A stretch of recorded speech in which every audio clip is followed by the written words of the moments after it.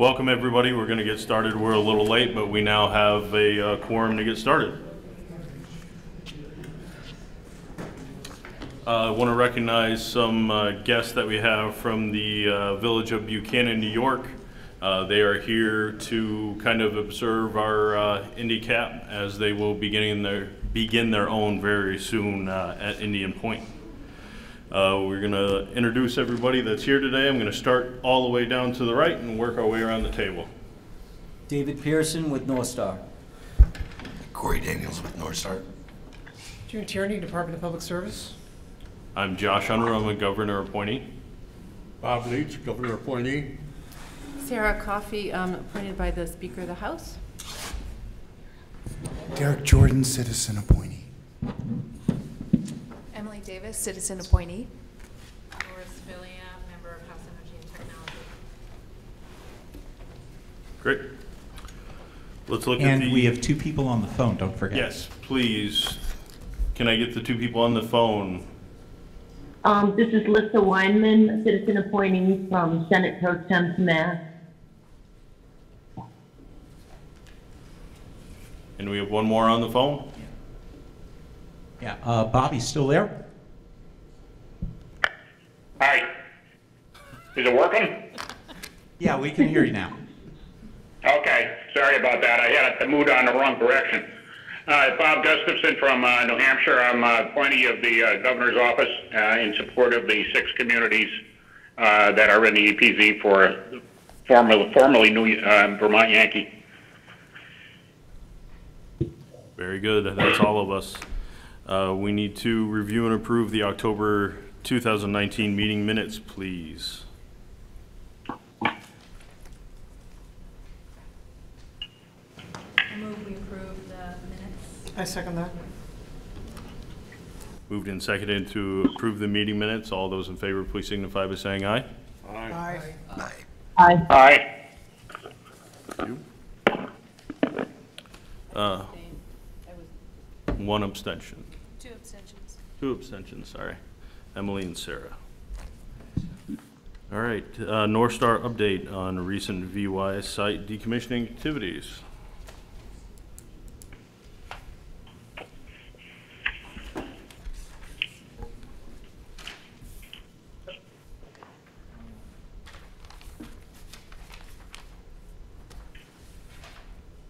This is fighting back. Bear with me for just a second.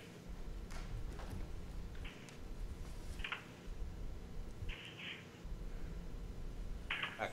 Thanks, Tony. Next slide, please. All right, good evening. Again, I'm Corey Daniels with VY. I'm the SFISI Senior Manager, and I'd like to keep you up to date on all the items that we're doing at the site, starting with our core values of simple priorities. We have target 0 for the way we perform our work. That means we don't make mistakes, and we try to not have any accidents, and we protect our employees as well as the public health and safety. Next slide. You've seen this slide before. It's a macro of our schedule. It effectively explains that we placed all the fuel in dry storage, that our significant immediate critical path is placing the reactor vessel into packaging and setting it off. And beyond that, the rest of the facility decommissioning and dismantlement will occur. And ancillary to that is the management of the spent fuel, which will occur until the Department of Energy executes on its commitment to remove it from Vermont. Next slide. This slide shows a little more granularity. We've developed some of the large component removals and targets of opportunity. That includes the advanced off-gas building. The cooling towers have already been removed, at least above ground. And we will additionally go after the large warehouse where we used to keep all of our stored components and parts. Excuse me, Mr. Chair. Yes, ma'am. We did not receive this electronically. I'm just wondering if we have printed copies. We did not provide printed copies just because there was so many slides. We didn't want to bulk up the package, but the electronic copy will be available on the website when this is done. Okay, I would just note some of us have eyesight challenges. It looks like a lot of us have eyesight challenges, so it is a little challenging to see. It's hard to see without eyesight. My apologies, Laura. In fact, I'll pass my one paper copy down so you or whoever else can share it. Representative Sibilia, could I clarify whether you were making fun of my eyesight? You were, weren't you? Let the record reflect the lack of civility at the left of the bench. And by all means, if there are any questions, please interrupt me and I'll try to clarify any detail as we go through the slide deck. So this is really just a little bit of an exploded view of that macro schedule and only shows a small amount of detail. Our day-to-day schedule obviously has considerable granularity and it would not be valuable to this presentation. Next slide, please. Corey? Yes. Sorry, you said, mentioned something just before about the containment vessel. Are you in the process of chopping that up and shipping it, or what stage is that at? Derek, the reactor vessel, Sorry, not the reactor. containment, but the reactor, yes, we've already pulled the head, we've cut it up and packaged it and shipped it, and it's already been deposited in Texas. Cool. And then some of the internals working on the way down have also been removed and shipped, and there are more slides later that show that in greater detail. Thank you. You're welcome. Overall performance update, our safety performance has been acceptable. We've worked now 260,000 hours, actually a little greater than that, without a lost time accident. Ultimately, that means that since January 11th, our employees have come through the door an aggregate of over 31,000 times, and everybody's gone home safely. We pride ourselves on that, and it's very important to our mission. We want to make sure we give everybody the tools and the ability to perform their work safely, and it's part of the way that we measure our success. Additionally, the ALARA goal, which means as low as reasonably achievable, has to do with the amount of radiation exposure, which we equate especially to safety, has also been met. Our regulatory performance has also been good. We've had 0 cited and non-cited violations. There's been no issues with the NRC's oversight of our activities. In fact, we just had our 3rd quarter exit today with our inspector, and he again gave us a good performance grade. Production, overall, we're on track. Our reactor vessel segmentation work is behind where we would like to be. Most of that is attributable to our little bit of a slow start due to the transaction date and some of the pre-work activities. But overall, the project is very large, and the amount of bulk activities ancillary to that are well ahead of schedule. And because our commitment with Orano is of a fixed price nature, the reactor disassembly work will be well into the project and will complete it ahead of schedule. Next slide. Some pictures. A little bit of this is new to the panel here. These photos show the turbine deck in its aggregate, starting at the upper left-hand corner. That is the turbine with the casing removed. Just to the right of it is showing the entire turbine building deck. And then you can see all the turbine plating, correct? On the lower left-hand corner, that is the shaft of the turbine connecting to the generator that's been cut into segments for shipment. And then on the bottom right-hand quadrant, those are actually components of the casings for the turbine and turbine components that have been staged with fixative applied so they can be shipped by rail. All those components will be loaded onto rail. Most of those are already gone and sent to Texas. Next slide. So this slide looks a little boring because it's hard to tell what's not there, but what is missing is the entire turbine. And that is a significant accomplishment that has all been removed. Next slide. This is another picture from an elevated view. What is in the right front corner is actually the lower casing of the low pressure turbine that has been actually cut out and removed. That's since been segmented and also shipped. Next slide. Now below the turbine, there are multiple floors inside of the turbine bay. We call this the heater bay. There are a lot of large components in the heater bay and a lot of steam piping. What you can't see here is all the shiny flashing and insulation on all the piping, and that's because all the asbestos containing material and all the insulation has been removed. That work is required ahead of the dismantlement of the piping, and we have a team that has been working diligently ahead, staging all that equipment ready for the next set of disassembly. Next slide. Like most of the materials that leave the site, it gets special packaging. This is actually what you see is the overhead crane in the turbine building lifting on a large beam, what we call a super sack. That is a bunch of material that has been placed within a containment structure that will go inside of a gondola car and shipped off to Texas as well. Next slide. So we are ongoing with the rail operations. These photos are a little bit dated from the summer, but you can see a water tanker as well as a gondola car on the right-hand side. Next slide. I got a request from the last meeting to give an update on the in-leakage of water into the turbine building. As some folks may recall, when we first shut down, the leakage rates were up around 6,000 gallons a day, and it was significant to manage that ingress of water, and that was due to all the cold joints in the concrete in the building and the fact that a lot of the structure is below the water table. With all the mitigation efforts we put in place, we have limited that down to a relatively small amount, which is quite manageable. We now ship that by rail, which is far safer with fewer shipments.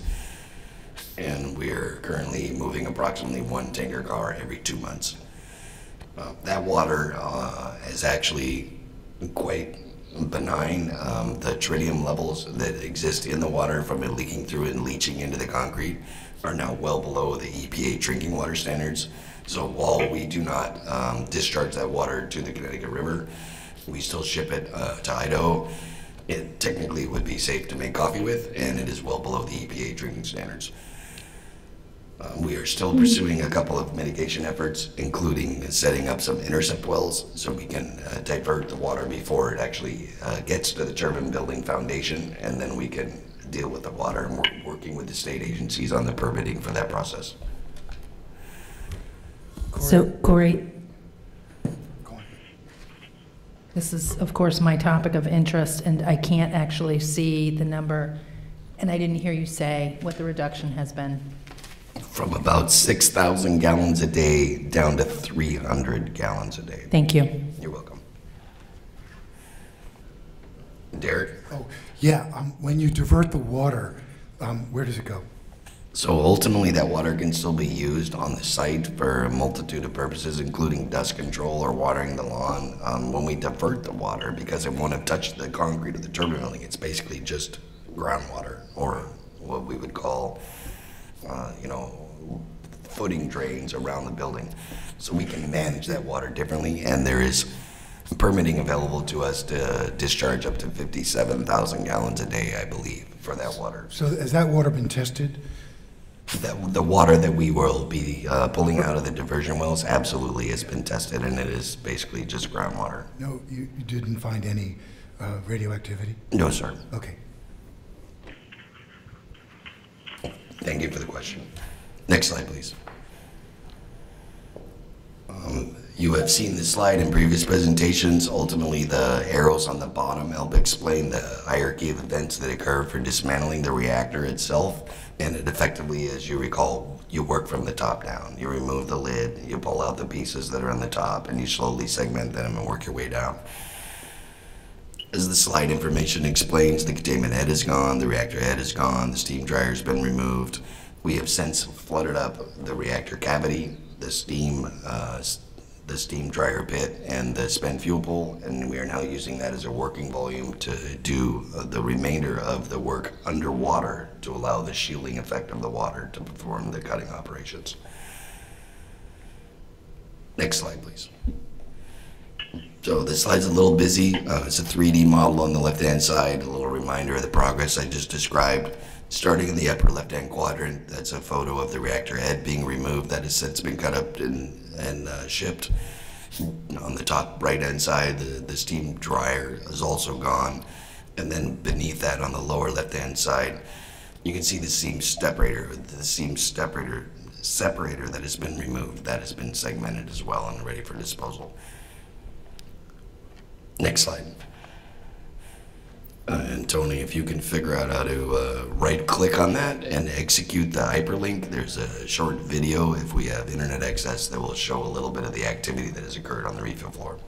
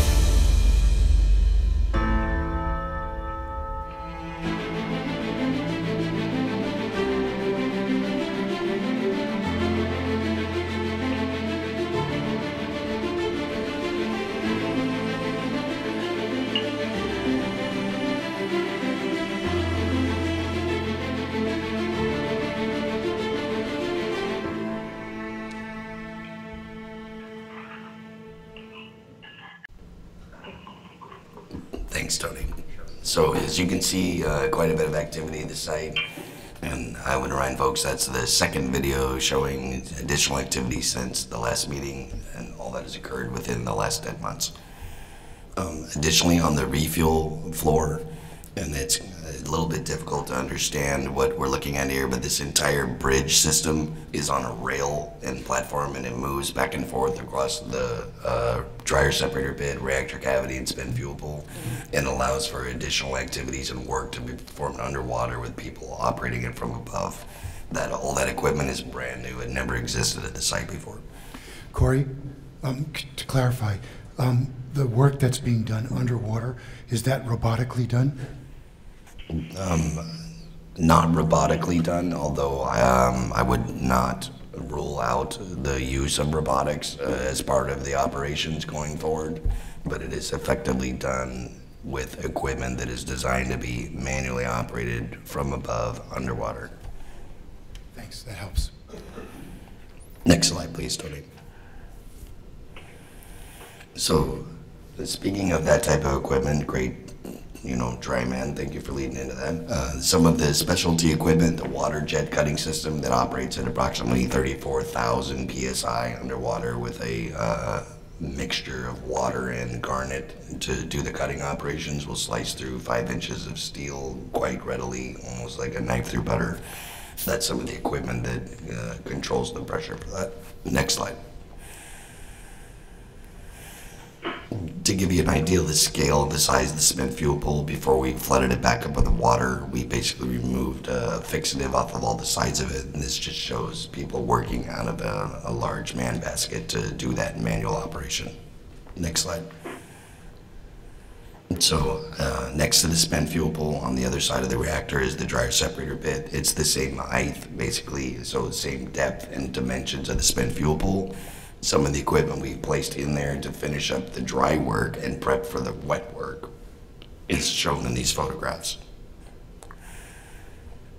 The material on the right-hand photo is basically a base plate where we can lay equipment on top of it, do the underwater hydraulic cutting operations without hitting the floor or damaging anything beneath the equipment. Next slide.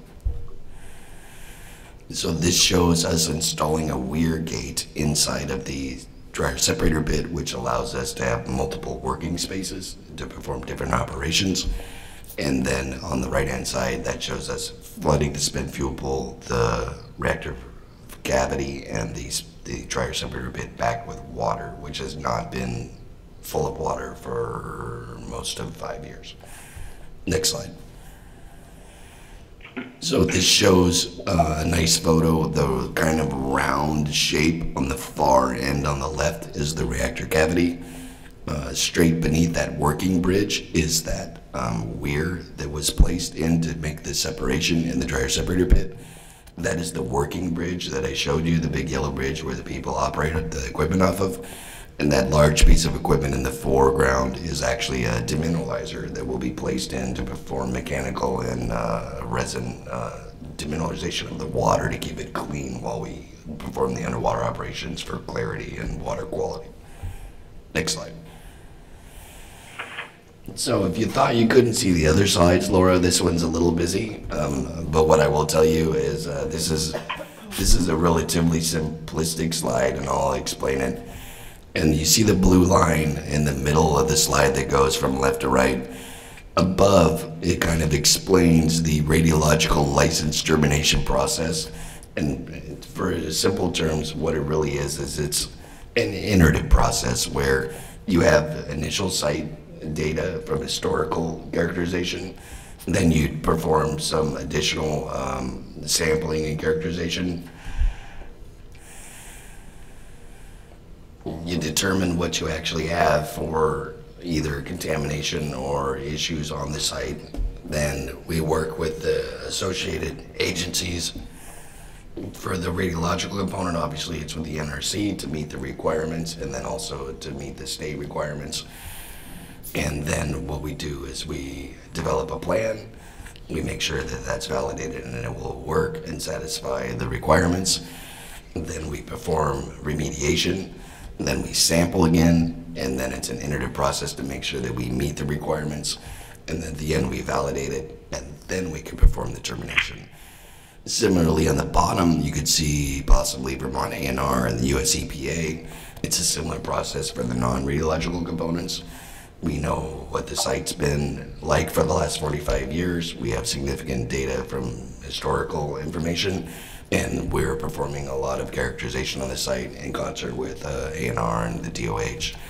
And they can speak to it additionally after the presentation. We meet with them by phone every 2 weeks. We talk about the progress, and I have a specialist here from Alien Aldrich who helps us perform a lot of those activities, but it's a similar iterative process. Corey, excuse me. I'm sorry, were you done with this slide? May I ask a question? Absolutely. Have we seen this slide before, this information before?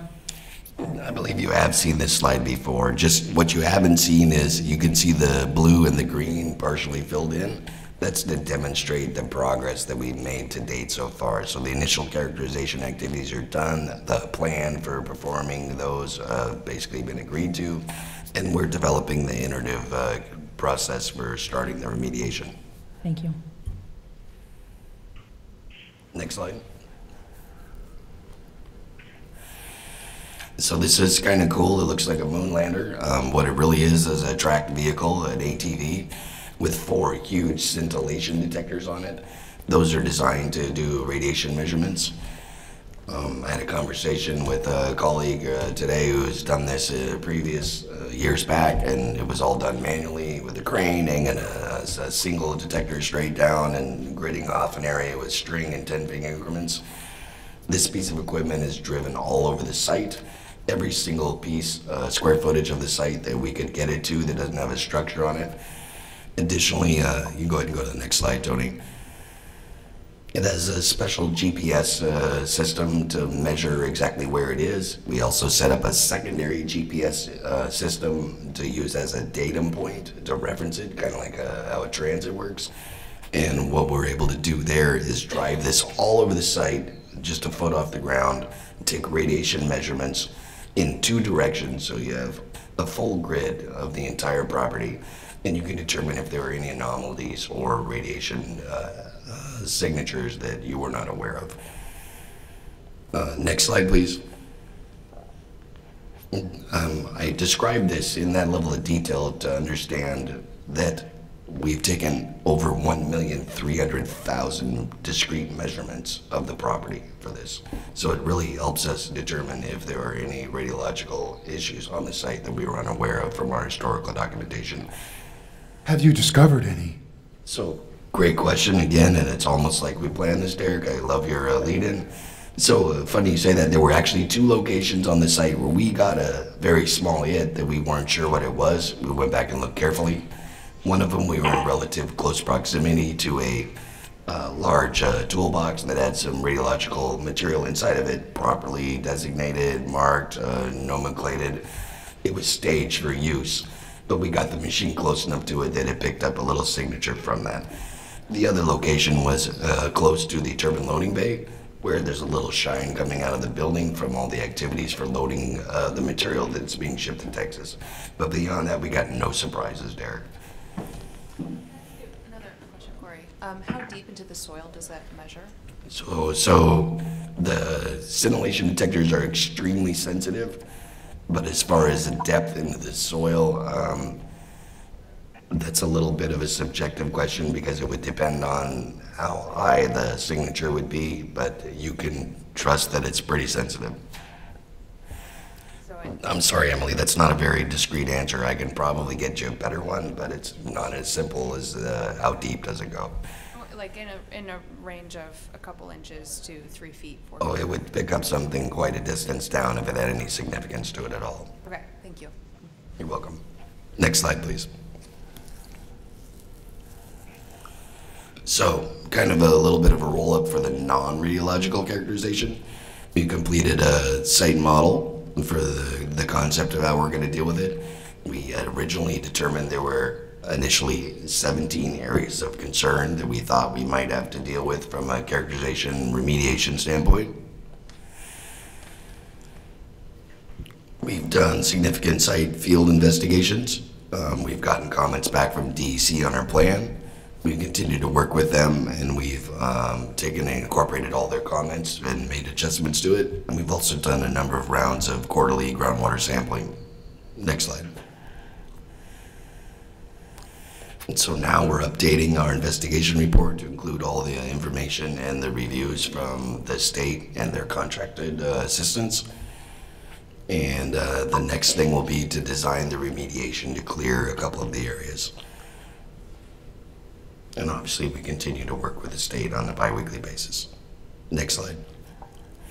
So this is also very difficult to see because of the size of this, but in the material that will be placed on the website, you can actually see all of the 17 areas of concern that we identified.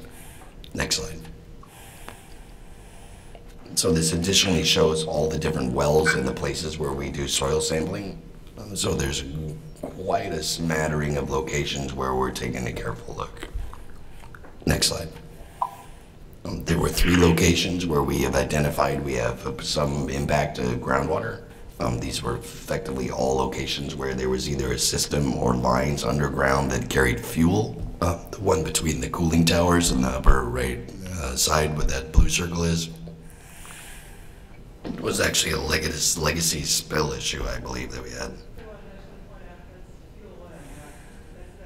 Yes, thank you. And Nadia points out that was diesel fuel oil, so it wasn't, and these are pretty small locations. The other 2 locations had to do with where we used to take on diesel fuel for our house heating boiler, and we would transfer it under lines underground that would also go to the large 75,000 gallon fuel oil tank that supplied our emergency diesels. Next slide. So of all the 17 areas of concern, we've identified 5 that will likely require some level of remediation. And of those 5, 2 of those will likely just be natural attenuation. We'll walk through the plans with the state agencies to determine exactly how we'll deal with those. But none of them were significantly large or of magnitude that is of any concern. Next slide. So, has anybody heard of PFAs before?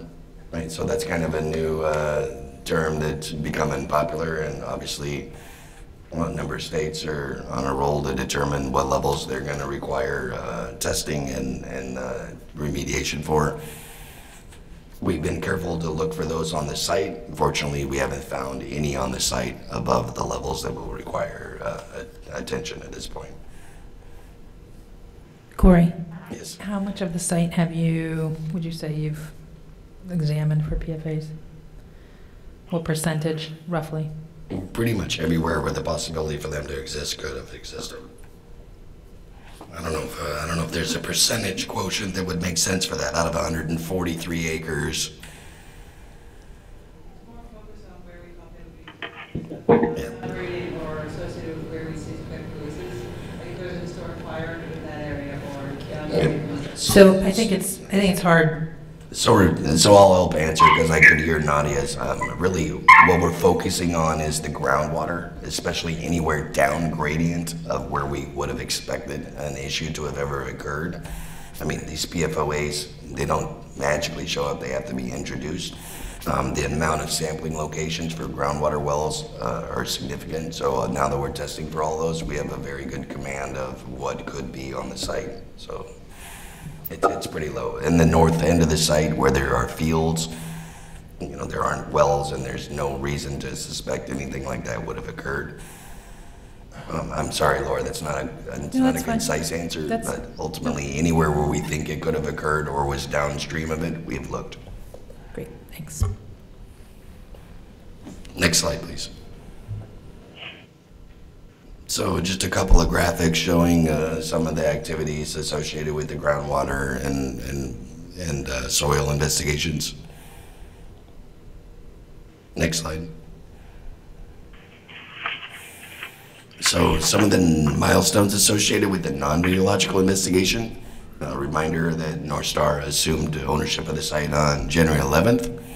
We had a 6-month deadline, which was fairly aggressive, to develop the initial investigation report, which was met with significant assistance from our state counterparts. We identified those 17 areas. The Agency of Natural Resources approved the work plans we developed and provided a review of the investigation report. We incorporated all their comments. As we mentioned previously, we've done a number of quarterly groundwater samplings from 32 different wells. We punched 6 new wells to augment those sample locations based on the info we received from the state.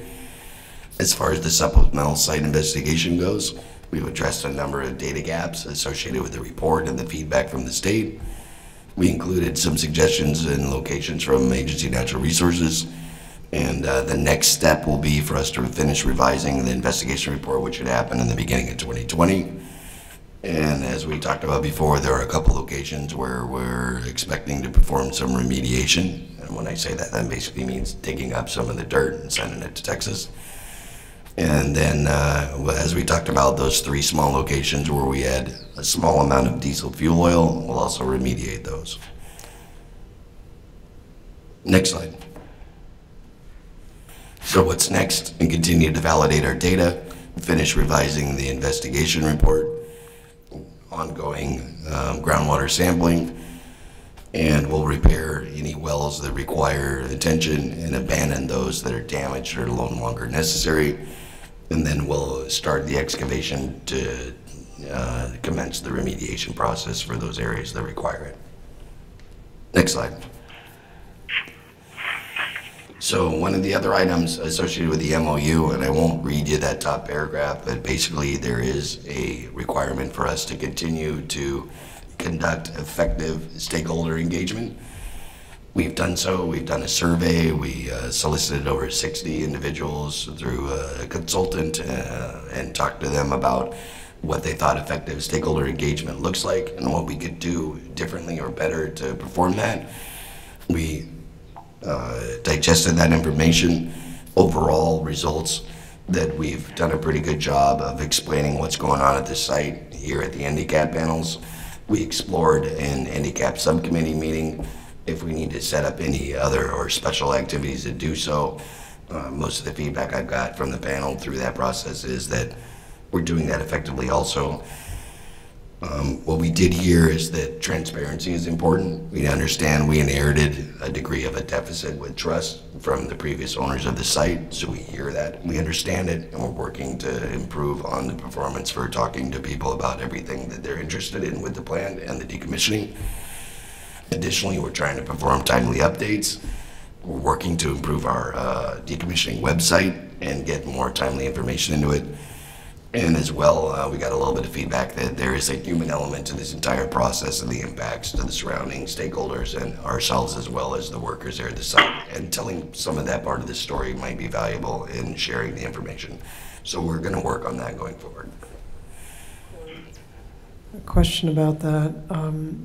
When you folks did the engagement survey, have you generated a report from that? We have an internal document that we derive this information from, but the way the survey was conducted, a lot of it was relatively confidential, and I'll say some of the folks' information they provided, they requested to remain somewhat private, so a report Is there a way to do an extract or a descriptive report that doesn't require breaching somebody's confidentiality, so that a report can be made public for folks to see? That was pretty much the intent of this slide directly, June. I think a little more would be warranted, because there's some interest in the public at large as to what the company's concrete steps have been in fulfilling this obligation. If you can get me a discrete list of items that the public at large is interested in, we can address those. I cannot do that. I'm saying I would strongly urge you to do a report. We'll add that to our list of recommendations in June, and we'll consider that. But it's harder to meet that particular go-do without a little more discrete direction. But I do understand the it's not a big deal. I don't want to hijack your process here, Josh. I apologize. I'm just saying that it's not that hard to write a report that says, how many people did you contact, when did you do it, what was the survey, attach it to it, say what, you know, the top 10 findings are, etc.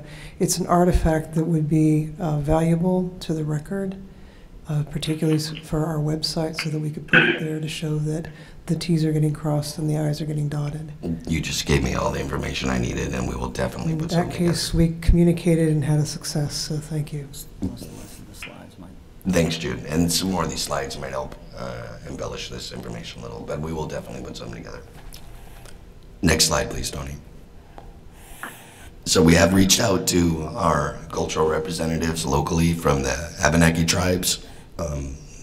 We've conducted a significant amount of cultural sensitivity training with all the folks who will be involved in any of the excavation work. We additionally developed a cultural sensitivity study that we've made available to the state archaeologist.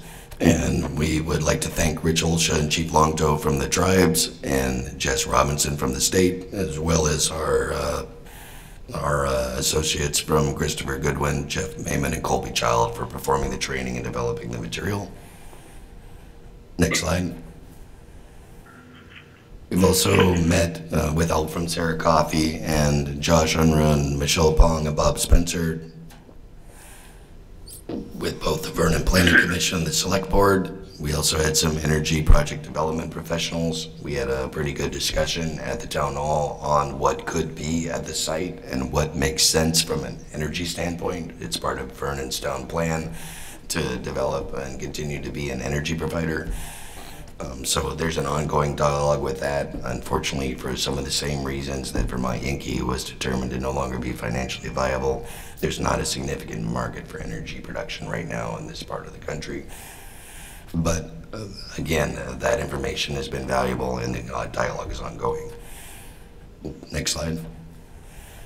Additionally, we've reached out to Antioch University, and we have a proposal in place right now. We're working towards a contract signature to develop a VY site study and land use inventory for potential redevelopment opportunities. If you recall, we're going to perform the decommissioning. We're going to do site restoration. But separate from that is redevelopment. NorthStar has no interest in owning the property or trying to benefit from it financially. We would like to go to the stakeholders who are most affected and could use it. And we want to help them with use of an academic institution and partnering with the local state and communities to determine what the best potential uses would be for it. So we're going to utilize them as soon as we can finish that arrangement. So again, some thanks to the town folks, Josh and Michelle and Bob Spencer, as well as Dr. Daniels from Antioch University. Next slide. Additionally, as part of the MOU with the town of Vernon, we have assessed the condition of the road for the Governor Hunt Road and determined a baseline for it, and we will obviously take care of it when we're done. We understand that all the additional traffic and work that we're doing and the trucks that are going to go on it are going to have an impact, and we want to make sure we leave it as we found it or better. And we appreciate Dave Walker's help in making that happen. Next slide. Additionally, the New England Coalition on Nuclear Power reached out to us, Clay Turnbull in particular. We met with Clay, as Clay's been out to this site. We did a full walk down. We've discussed the condition of decommissioning, and we're working with Clay to provide him some monthly updates so he can work with his constituency to keep them informed, and we'll continue to do so. Next slide. Also, another couple of touch points for stakeholder engagement. We did our annual E-Plan exercise with the states. Appreciate Tony Lachinsky's input and efforts for the state of Vermont. We also did an annual contaminated injured patient drill exercise. And while we don't anticipate and have not had to perform any such activity in the past, it's an important skill set that we develop with the folks at the Brattleboro Memorial Hospital and Rescue Inc. So we would know how to handle that collaboratively if there was an event at the site with one of the workers. Overall, both those exercises went very well. We had a couple of learnings, and we got good feedback from Tony and the state, and we've incorporated those to improve our processes. Appreciate Taylor Wellington for BMH. She's the new program lead. And obviously Drew Hazelton and his staff at Rescue Inc. have been great supporters to the community and Vermont Yankee for many years. So that's the end of our presentation. If there are any more questions, I'll be happy to answer them.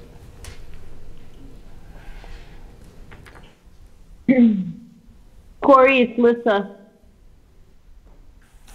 Hi, Lissa. Hi. Who are you working with at Antioch, and could you just describe a little further what that process is in terms of the redevelopment effort and why Antioch was chosen? Ultimately, the provost of Antioch is interested in this project moving forward. I'm working with Dr. Krista Daniels. She has a staff already selected from her master's degree students. And as I mentioned, they would be doing a GIS inventory, a soils inventory, and ultimately canvassing the local area's desires and helping develop what the potential best redevelopment opportunities would be for a property such as Vermont Yankee post restoration, given what it would look like once we learn what partial site release will consist of. And obviously Josh Unruh from the town of Vernon has been involved in that as well. So Lissa, this is Josh. It was actually decided by the town of Vernon to go forward with Antioch. It wasn't a decision of NorthStar at all. I see. And is there a budget for that development project? Contract is currently being worked out, yes. So who pays for that? NorthStar will pay for that as a component of helping make sure that we do the best we can to set the local stakeholders up for redevelopment after site restoration. Okay, yeah, I'd be interested in learning more about that as it continues to develop. That's great news. Absolutely, and it'll be an iterative process. And as you can imagine, Lisa, you know, there are unknowns, and some of this is discovery. So as we learn, I believe the target set may shift slightly. So we wanted to have folks in there who have high acumen for the social and environmental responsible opportunities to develop the property and to benefit the local town. And obviously there's an economic component that the town would like to realize in its best potential as we discover it. What's the time frame on beginning the project like that and signing the contract? So the goal was to do it a year at a time, Lisa, so a 1 year pilot, but we would expect it to happen probably over the course of 4 years. And that is commensurate with the amount of learnings that will occur as the site is deconstructed and the restoration occurs. Thank you.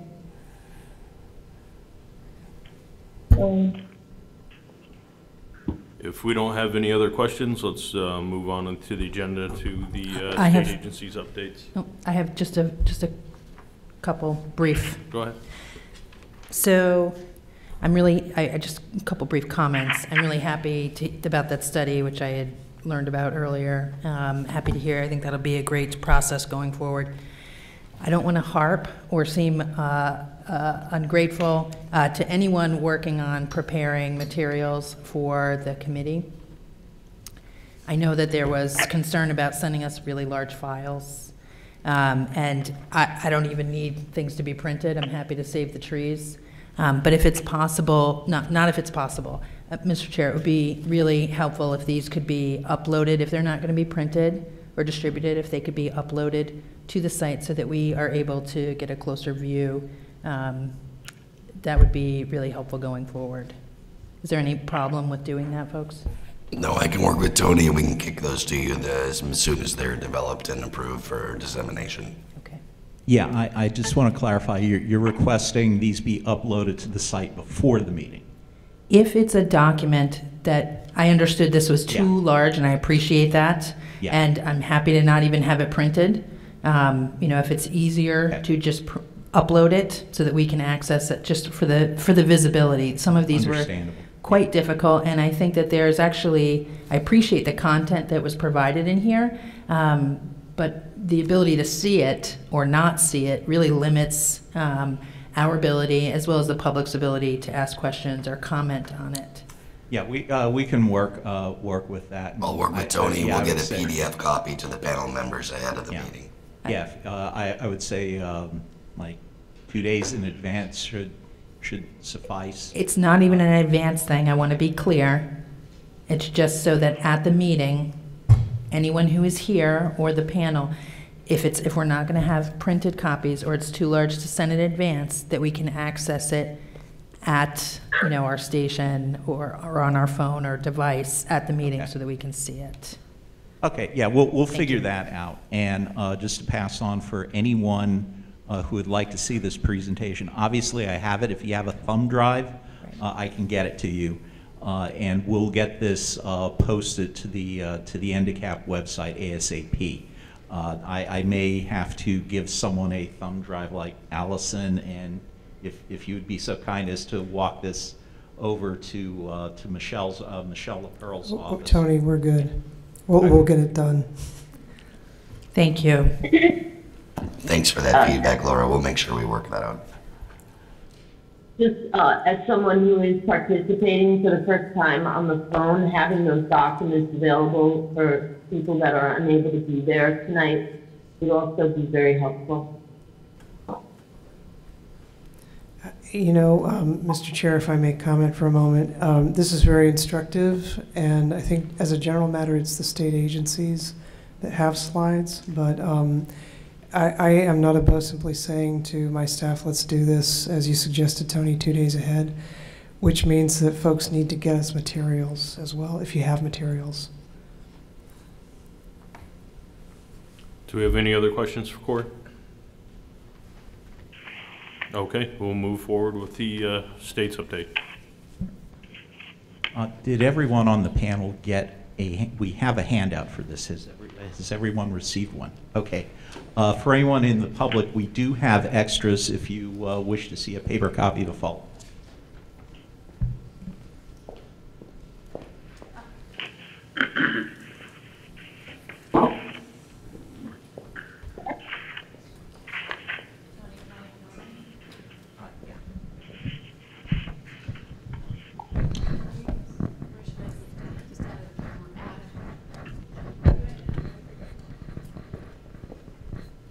Hello. Hi. Everyone can hear me okay? My name is Allison Bates-Wanup. I am an attorney with the Department of Public Service, and I'm here to go through some slides regarding our oversight role. Tony, you can go to next slide. So for those of you who were here last time, this slide will look familiar, but for those who are new, this is a description of the department's ongoing role in the decommissioning oversight.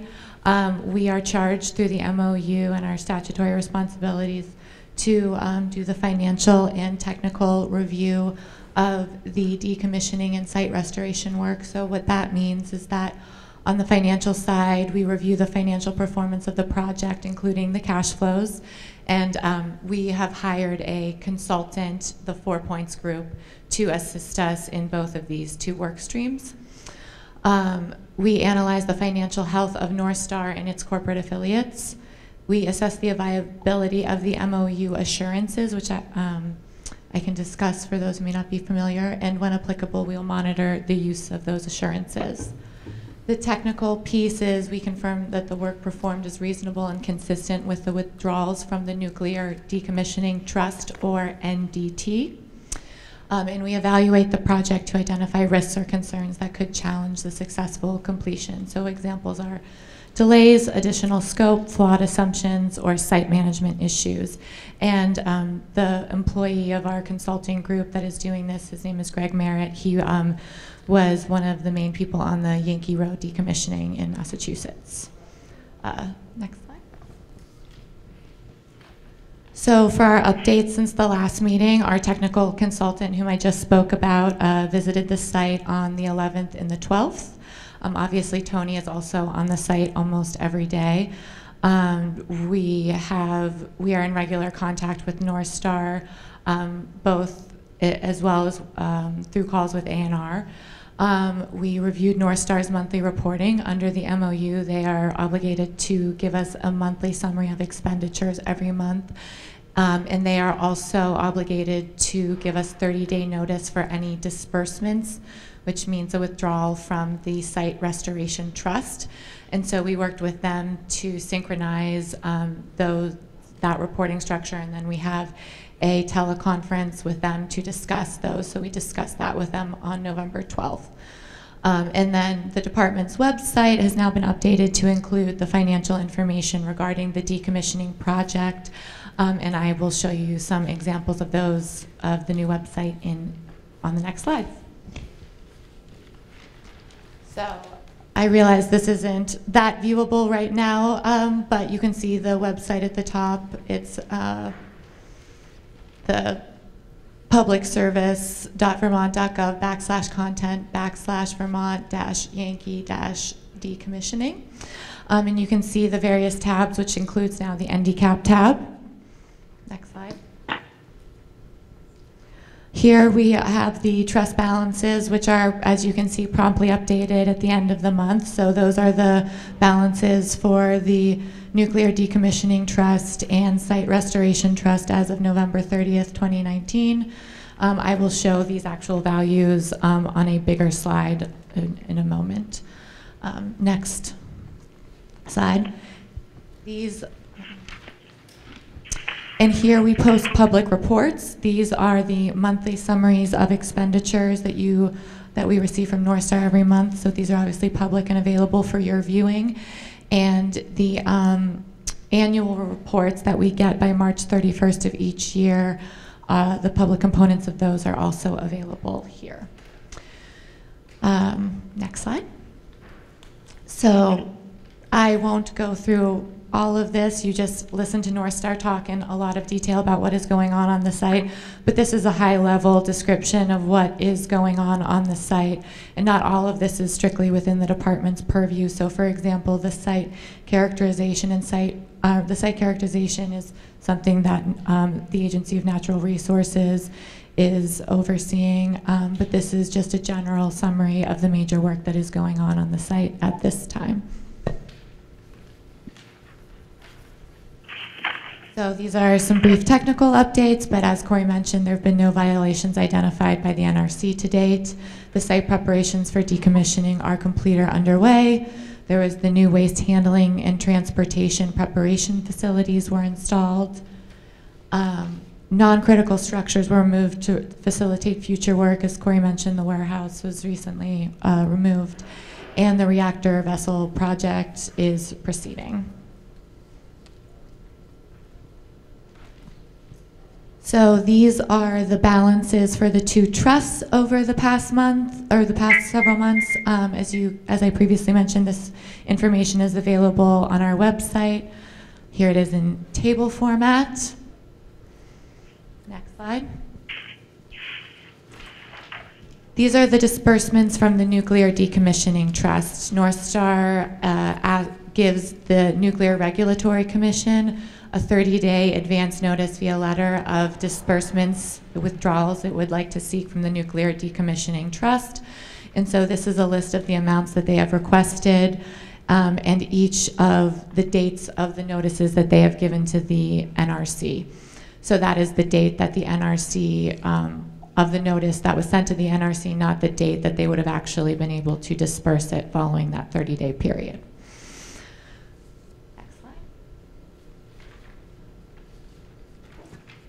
So these are disbursements from the Site Restoration Trust. Now, NorthStar submits to the Department of Public Service requests for disbursements from the Site Restoration Trust, and we have 30 days to submit a written objection. So you can see the amounts of those amounts requested here, and neither the NDT nor the department has objected to a requested disbursement yet. So I was told that at the last meeting there was a request for clarification regarding the difference between a Nuclear Decommissioning Trust expenditure, NDT expenditure, and a Site Restoration Trust, or SRT expenditure. So this slide is meant to be responsive to that request. And while there's a lot of words up there, the general difference is that the NDT relates to radiological material and cleanup and decontamination, while the Site Restoration Trust relates to non-radiological decontamination and site cleanup to bring the site into standards set by both the state and the EPA, whereas the Nuclear Decommissioning Trust is the radiological work to the standards set by the NRC, the Nuclear Regulatory Commission. So examples of costs that are coming out of the NDT, as you might recall from previous slides, the NDT is about 9 to 10 times larger than the SRT. All of the reactor vessel payment, all of the rail shipments that are going out, those are all NDT expenses. In contrast, SRT is the site restoration work, which is going to be the site characterization that has been done and the sampling that has been done for non-radiological contamination. So that's the work that Haley and Aldridge is doing with this Agency of Natural Resources and its subcontractor. And here's just a preview of the events that are coming up in the next few months. Obviously, NorthStar has spoken about what they're doing on their end. So after one of the obligations under the MOU, Section 2C, is that after NorthStar withdraws the first $100 million from the Nuclear Decommissioning Trust, which we would anticipate would be in about the next 2 to 3 months, the total disbursements so far requested have been $8.41 million. They will make additional contributions to the escrow account of up to an additional $25 million by depositing 10% of each invoice paid into the NDT. So we will obviously be looking at that and monitoring that that is occurring. And then on or before March 31st, annual reports are due to the NRC pursuant to federal regulation, as well as reports being due to the Department of Public Service, as well as a separate report that is due to the department, as well as the Vermont Department of Health, the Agency of Natural Resources, and the Attorney General's Office under MOU Sections 2H and 2I. A general summary of what those are under both federal and state regulation. They're kind of, in general terms, the work that has been done, the work that remains to be done, the amount of money that has been spent, how much money you think you need for the amount of work that needs to be done, and how much money you still have. So if there are any questions. I have several questions. So, and actually I had forwarded these to the department. What happens if there are surplus funds in these accounts when this project is complete? Before we go to that, we owe you answers to those questions. Mm-hmm. And we have that letter. There's a final editorial stage that we're in. The answers are somewhat complicated, and our purpose is to send that letter to you and to copy the folks on the panel as well. It's not mind-blowing stuff, but it's information you've asked for and you're entitled to. I just would note the time tonight, Mr. Unruh, and I'm hoping that we won't spend a lot of time on this because Ms. Wanop doesn't have the benefit of the final letter to answer those questions. So I just wanted to put that out there. So I appreciate that, and that you may not be. I would note that I did send those questions several weeks ago. You most certainly did. In fact, you sent them in late October, and we are woefully late in getting it to you. And since this is really the public place for information to be disseminated, and we're not likely to meet again for several weeks, I find, the answer that we can't. I didn't get the answer in advance of the meeting, and we don't have the answer for the meeting. That feels really unsatisfactory. With right, you shouldn't be satisfied, and I take responsibility for that. Can you, yes. Commissioner, are you able to tell us when you might get that answer to those questions to myself and the committee? Oh, yes, I most certainly can. This is no later than the end of next week. Thank you. you. You will have that, and I'm not taking any comfort in the fact that we've been so remiss in getting this information to you. Thank you. I do have several questions, Mr. Chair, and if they're not able to be answered this evening, it would be acceptable to me for that to be the answer and to have that information forwarded along, if that's okay. That's perfectly fine with me. It sounds like they don't have the answers to your questions that you need, so we can get them and distribute to the panel. Okay. So may I go through my questions? Sure. Okay. So the questions that I had asked in advance were, where can I find the information on what happens if there is a surplus or a deficit in these funds when the project is completed? I also asked if the cost to complete is updated on a regular basis, and that, to me, seems like a yes or no question, Commissioner. No argument from me there. I think it's the first one that I lose sleep over, because the answer just isn't as straightforward as you might wish. So there is or there is not a cost to complete that is updated on a regular basis? I'm sorry, Representative Sebelian, I was speaking about your first question, where Okay. you were asking what happens if the funds prove inadequate Excuse and the me. like. Thank you. And that is a long storied, it's a big question is my point. I understood that to be coming. My second question is regarding the cost to complete on a regular basis. Is that information? I strongly suspect Ms. Wanup can answer that one. Yes, pursuant to the federal regulations as well as the MOU, those are provided on an annual basis on or before March 31st. On an annual basis, cost to complete is updated? Yes. Okay. Fantastic.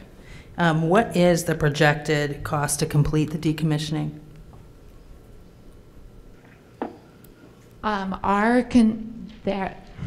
consultants have estimated this to be about a $700 million job.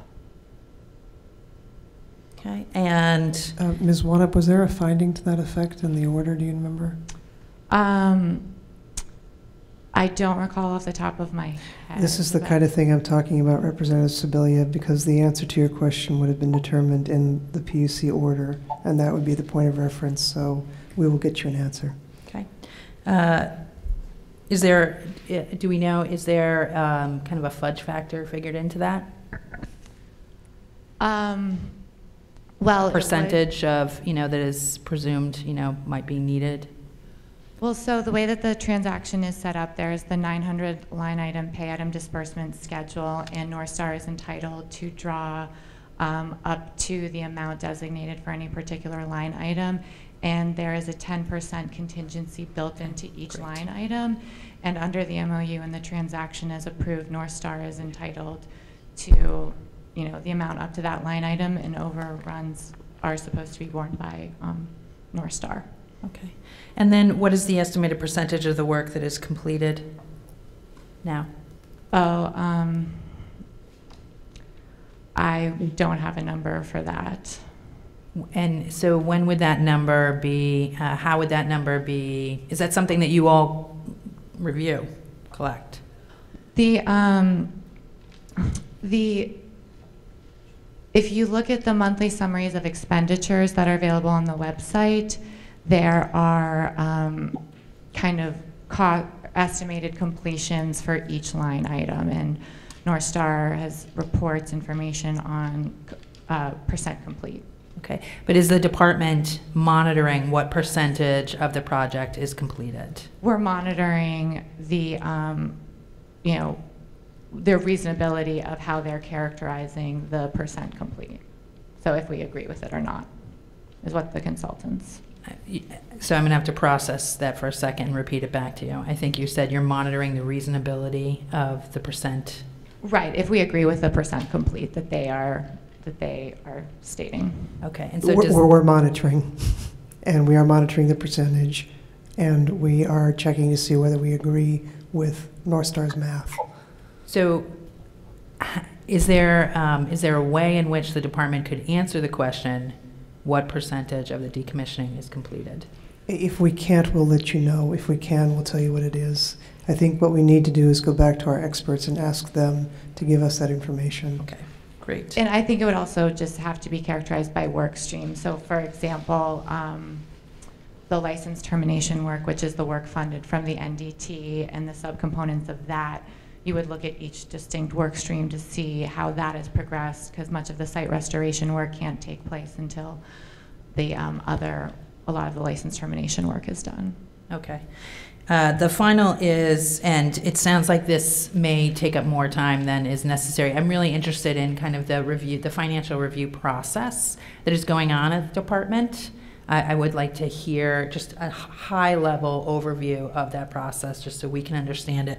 These do seem like questions that should be answerable at this meeting. This is the place where the public is able to get a kind of peek into how this process is going. So with that, thank you, Mr. Chair, for the time on these. We can't leave the public record that way. The Commissioner of the Department of Public Service will go on record as saying that she fundamentally agrees with you. There's absolutely no reason why we can't do that, and I think the panel would benefit from it. So we'll be happy to do that.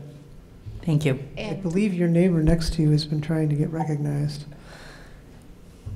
Chris? Hey, and Allison, I think the board order also, the PUC order also requires that if NorthStar discovers anything that is going to either delay the decommissioning or site restoration or change the cost estimation, they're supposed to notify the state within 7 days, right? Yes, there's several provisions in the MOU that obligate NorthStar to notify the department, including overruns and those kind of things, yes. So we'll look forward to the state bringing back that information in your next presentation at the next NDCAP, please, and thank you. Excuse me, Mr. Chair, may I just clarify? Yes. It was my understanding that we would receive that information from the department prior to the next NDCAP meeting. Correct. We will as a panel, but I want the opportunity for the public to have that same information at the next meeting as well. Thank you. May I just offer my own clarification? You will be getting an answer to the questions that you posed. That will be in letter form no later than the end of next week. A copy of that letter will go to all members of the NDCAP panel, and it will be posted on the department's website. In addition to that, as Chair Unruh just indicated, at the next meeting I would expect an agenda item will be that the department will be giving this panel in public the overview that you asked for, Representative Sibilia, on how we are monitoring the drawdowns and the like. We will check the notes from the meeting to make sure that we are responsive to your request, and I'm sure Ms. Wanup has made note of everything I just said and will be dreaming about that tonight. Oh, I've already conferred with our consultants about when they could be available for the next NDCAP meeting. So. Excellent work. Thank you. Corey has a question. Just a point of clarification to make sure the information you provided was accurate. Earlier when you described some of the activities that are occurring at this site, you mentioned that the warehouse has already been removed. The warehouse is to be removed over the course of this winter weather event, and I just wanted to make sure that that was clarified. So right, it is the prep for the work, and correct. I thought you said before that the warehouse had since been removed. So I was in a public meeting once when someone made a comment and the information wasn't perfectly accurate, and they regretted that for a long time. So and it had to do with underground piping, and I did not want Ms. Wanup to not have that benefit of accuracy. Thank you. Okay, now we are going to open it up for public questions regarding both the NorthStar and the state reports. Good. I have a question. Sorry, Mr. Chair. This is a question about process. In previous reports, we've had the Agency of Natural Resources here reporting on some of the same information that we get from NorthStar, which, Corey, I appreciate your level of detail, but I feel like we need to continually have the state's perspective on that. So does that fall, June, within your department, or should A&R be here and incorporated as a regular reporter at these meetings? It does not. I do not direct the A&R. However, I agree with you completely, and I'm quite sure the A&R will hear about tonight's events and will take it under consideration as they ought to. Mr. Unruh, I believe you've been setting the agenda and soliciting requests from the panel members. So if nothing else, Representative Coffey, at that time, you might simply say, I'd like to hear from A&R, but I agree with you.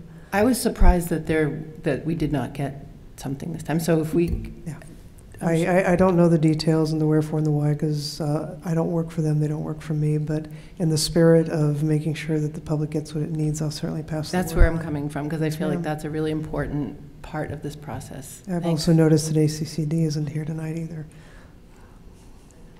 Can I ask a question? This is Lisa on the phone, Go ahead. directed to DPS. In your opinion, is it a problem, is part of the problem of not being able to potentially address some of these questions in maybe a more timely fashion have to do with the fact that the work is not, you don't have a budget to work from? Oh, we talked yeah. about the need for financial compensation and. Thank you for that question, and I really appreciate it coming from you, because I know we've been at pains over the last couple of years to draw a bead on what exactly the available resources are for this panel, but that is not the case here. I have copped to this already, and I will do so again, and I will do it however long I have to in order to give the panel and the public satisfaction that the Department of Public Service does not feel it has distinguished itself in its timeliness in responding to Representative Sebella's queries. It is simply something that fell through the cracks. I am very sorry for that. It is not a reflection of inadequate funding. Okay, thank you. Anyone else on the panel have any questions? Seeing none, we will open up questions for the public on both the NorthStar and the state reports. And seeing none, we will open up. Oh, come on up to the microphone, please. And please give your name. Good evening. John Tuthill from Ackworth, New Hampshire. My question relates to the volumes and the disposition of construction and demolition debris from the removal of the cooling towers, also volumes and disposition of the asbestos that was mentioned this evening in NorthStar's presentation. I'd like to know whether the state is tracking that and whether that information is publicly available. Thank you.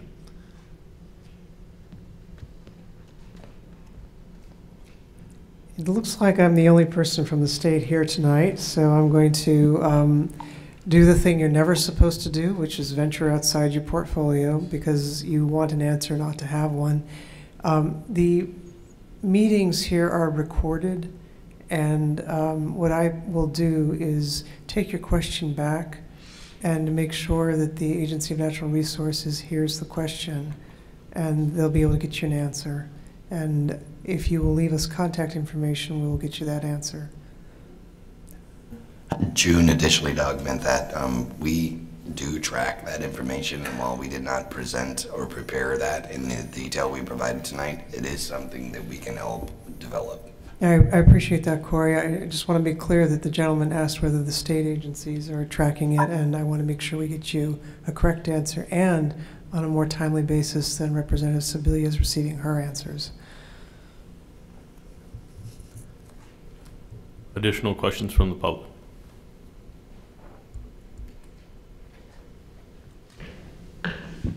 Hi, thank you. I'm Skylar Gould from Brattleboro. Corey, you talked about this machine that goes over every square foot of the site and measuring the possibilities of radiological contamination. In the course of excavating the site, is this machine constantly busy, going back over areas that are, being excavated to possibly revealing more radiation? If I understand your question, you're asking if that is a constant process and that machine is operating all the time and it will reassess the locations on the site that are excavated. Right. I mean, some of these pipes are, I think I understand, 30 feet down. So presumably if there's a leaking pipe, there's going to be radiation that might be revealed as you dig down to get to the pipe. I'm just curious how that works. So that machine has driven all over the locations on the site that do not have structures and buildings on them, not over top of the structures and buildings that have the equipment and piping beneath them. Those surveys will be conducted separately. This is to get a baseline data of the entire property and determine if there are any radiological components on the site in locations that are unexpected. So the parking lot areas, the fields, the grass, all the locations on the site that we could drive the equipment, which is highly versatile, has been covered by that machine. But all the locations that have equipment below grade, not every single location has been surveyed to the extent you're describing. Is this information available to the public? The data that's produced by these surveys? Just with the information that we provided tonight, that's not, I mean, we're not going to make 1,300,000 data points of reference available to the public. That would not be feasible. It's available to the state, presumably. In my role tonight as the sole representative of the state, let me say, I think it's fair to say that that data is not reported to the Department of Public Service. Is that correct? That's correct. The radiological I don't know is whether it is reported to the Agency of Natural Resources, which would be the logical agency to be reviewing the information. But I do not have an answer for you, but if you will give us your contact info, I will. We will get that back to you, okay? Very good, thanks. All right. Yeah, that's my last question, thank you. Any additional questions on the NorthStar or the state's presentations? Seeing none, we will open up for early general public comment. All right. As long as it's okay with the panel, I think we should forego our break because we're already deep into our evening. Is everybody okay with that? Yep. Okay. So let's move on to updating the statute defining the panel's duties, the composition, and funding, which is our big ask for tonight.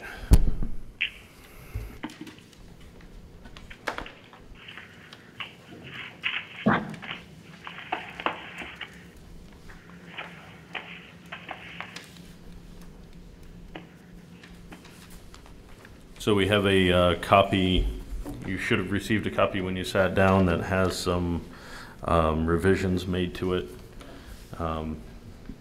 A possibility of what we can change, what we can do.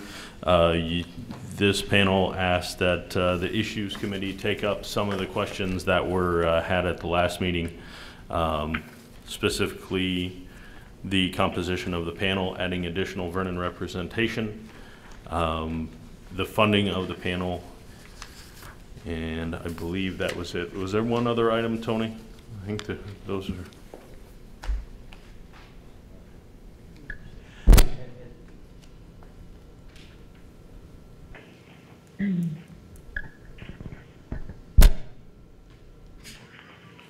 I'm not having luck with this right now. So I guess the only other thing was general panel duties that we Yes. discussed as well. Yes. Oh. There you go.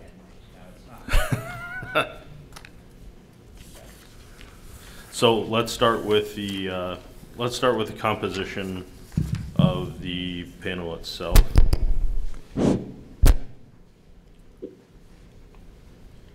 And the Issues Committee brought forth those questions as far as adding an additional Vernon representative to the panel, essentially removing an IBAW current panel member as the IBAW is no longer in existence on the site. So it doesn't really make sense to have those folks there. We also considered removing a state position. The Issues Committee had decided to leave that. They felt, as the panel felt, that that was an important position to stay on. So I guess for this particular question, is the panel looking to utilize the current IBAW spot for an additional Vernon representative. Mr. Chair, can you orient us to are you operating off of this? I am not. I'm operating off of the Issues Committee meeting that I attended.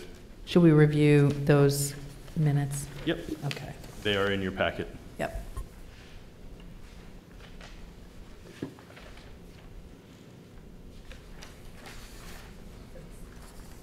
Is it this right here? Yes. Okay, thank you. Yep.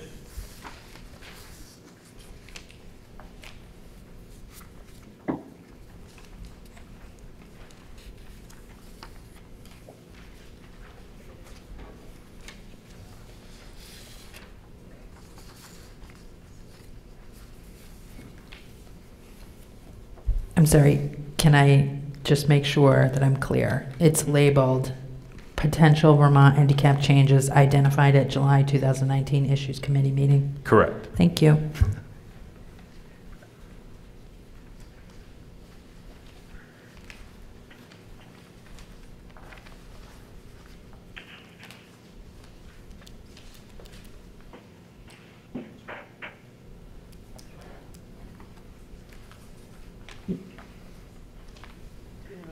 Yeah, open it up for comment to the panel. Sarah, you were at the Issues Committee meeting, so. Sure, I'm going to just follow the kind of the summary notes. So the top, reduce the number of Vermont Yankee representatives on the panel to one, to be in parity with other representatives. I think, do we mean Vermont Yankee? Do we mean NorthStar? Correct. Yeah. So I think that needs to be if we're working with the statute, the proposed language in the statute, it's then needs to be edited and updated. It's item 10. So it's right. So and if we reduce the number of, that's what's up for discussion, right? Correct. Going from 2 to 1. Yes. Yeah, so if we're working in the statute, so it's under the composition, and then it's where the Vermont Yankee representation, we're in agreement that Vermont Yankee is to be changed to NorthStar? Yes. Great. Because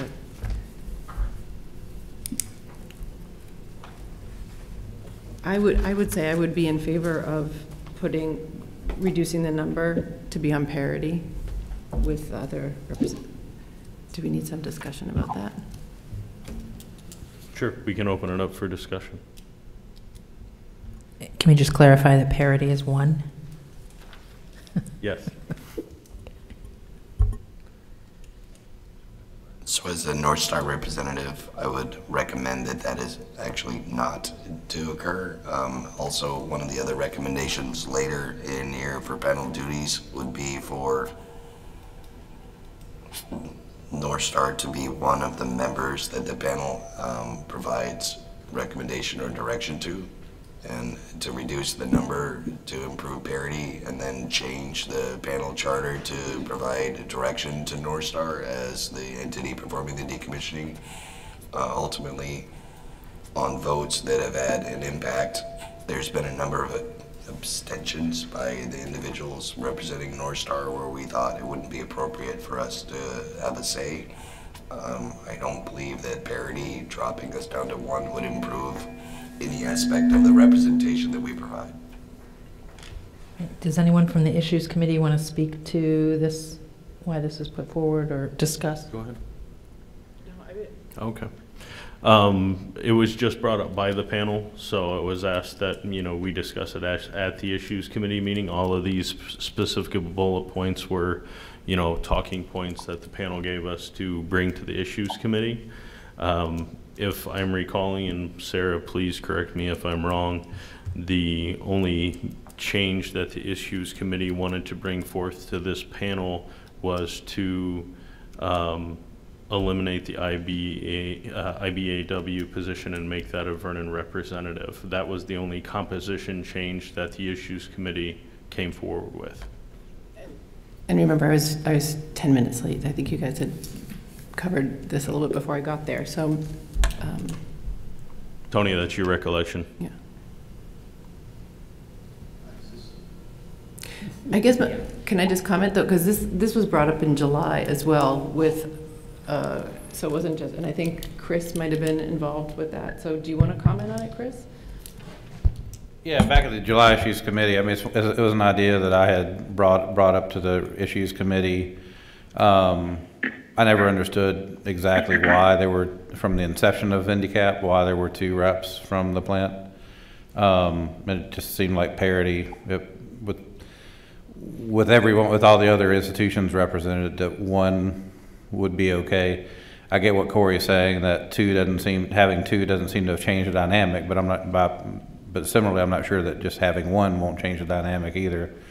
I don't really have a super strong opinion one way or another, but it just feels like it's something we should discuss, because when this legislation was first proposed, it was never really discussed with the public, or it was that legislation was jammed, was run through pretty quick. So I just felt like it would be worth bringing that issue up to the current composition of the panel, and to the public, and just also reflecting where we are now in the process. So to me, it's more important as a discussion item and for us all to have agreement, now that we've actually have a chance to kind of revisit the rationale behind all the appointments. If I may, I would additionally add to the conversation to help round out the discussion that having 2 members from NorthStar, one who's a site representative, regularly embedded in the operations and the activities of the site, and additionally an executive level leadership member from NorthStar, provides a balance and opportunity for us to have both decision making and real-time information on the panel. So direction from NorthStar is commensurate from both levels of those areas.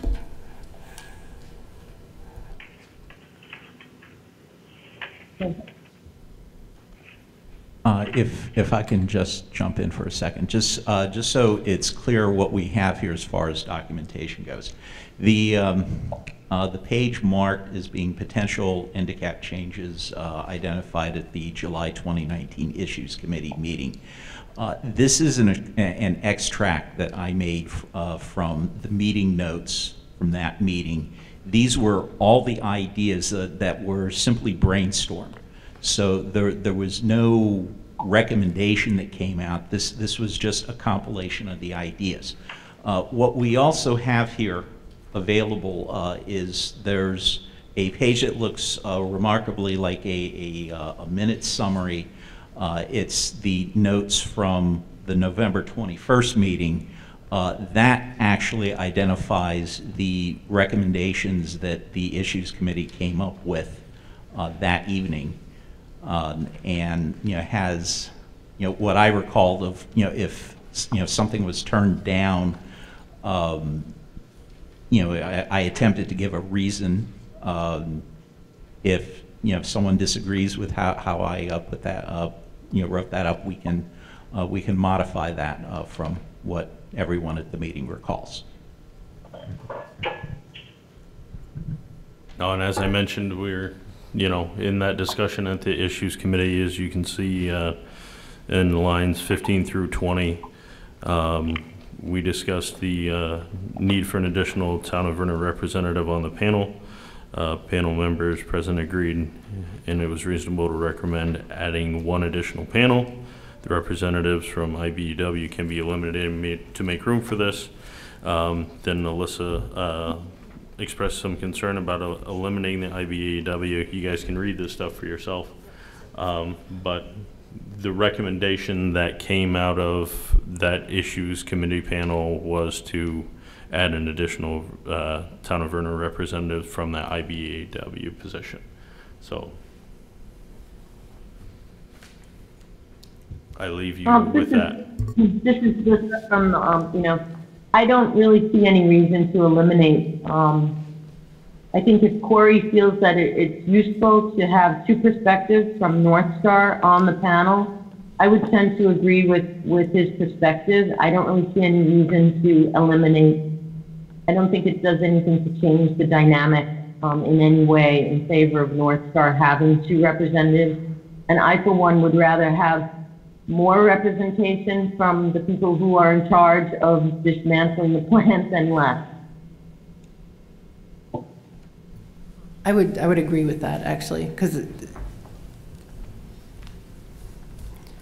so can we maybe move on to the Vernon representation question? Because one of the things that we didn't, Mr. Chair, like talk about was how the process of that. In the statute, it indicates who nominates that or who determines that. And many of the, if it's an agency representative. And then there are appointees from the state. So I think that's worth discussing. I'm still on the past one. Oh, okay. Sorry, Laura. Is that okay? Yes, go ahead. So may I just ask, Lissa, why? I'm not opposed to having 2 members on here, but I'd just like to know why she thinks that that's important. I mean, this is... Well, what Corey said made sense.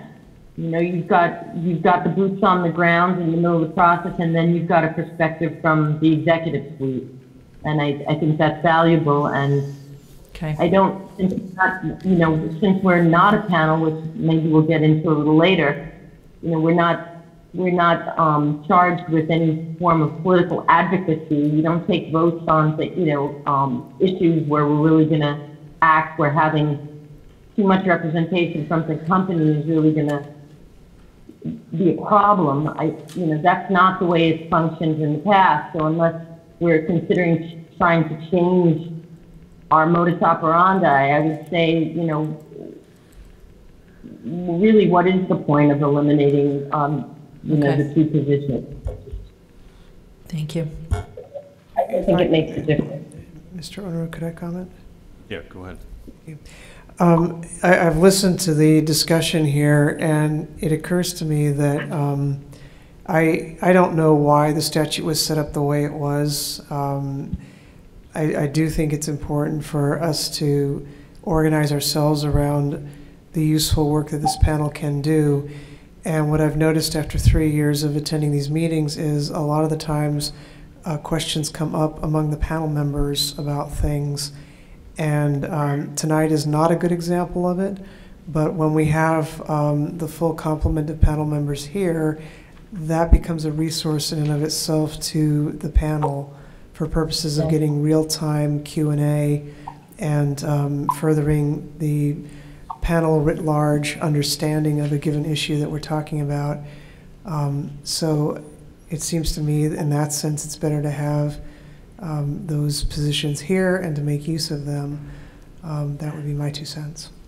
So I will make a suggestion that I considered making in the beginning, but I didn't want to shut anybody off tonight due to the fact that we only have 10 members here tonight and just barely enough to have a quorum. Do we really want to discuss the future of this panel and its composition with barely a quorum to do so? So, may I, Mr. Chair? So, just, I'm fine with that suggestion. I mean, that makes a lot of sense to me, just in terms of legislative timing. You're aware that I took the draft that we were given at the last meeting. That's been drafted to meet the December 2nd drafting deadline. It may never get introduced. It can be amended however this panel would like. It needs to be introduced. It needs to be introduced by needs to be finalized, the changes, by the 3rd of January and introduced by the 15th. That is the cleanest, is it the 15th? I think it's the 15th. That is the cleanest means of doing this. Certainly our committee can put forward a committee bill, but that requires, this panel negotiating with the committee rather than this panel being able to do something clean in a committee and send it off to our commission. So having said all of that, I will stop talking. Mr. Chair, a quick question. It seems, I appreciate your point about the bare quorum. It seemed to me there were some housekeeping details in the statute that definitely could be acted on, and I think it would be appropriate even with a bare quorum. I think the IBEW position is one of those, or changing the reference to Vermont Yankee to NorthStar in the statute. Those housekeeping things I think we could take action on tonight. And then at a minimum, we know that we'll be doing that in January.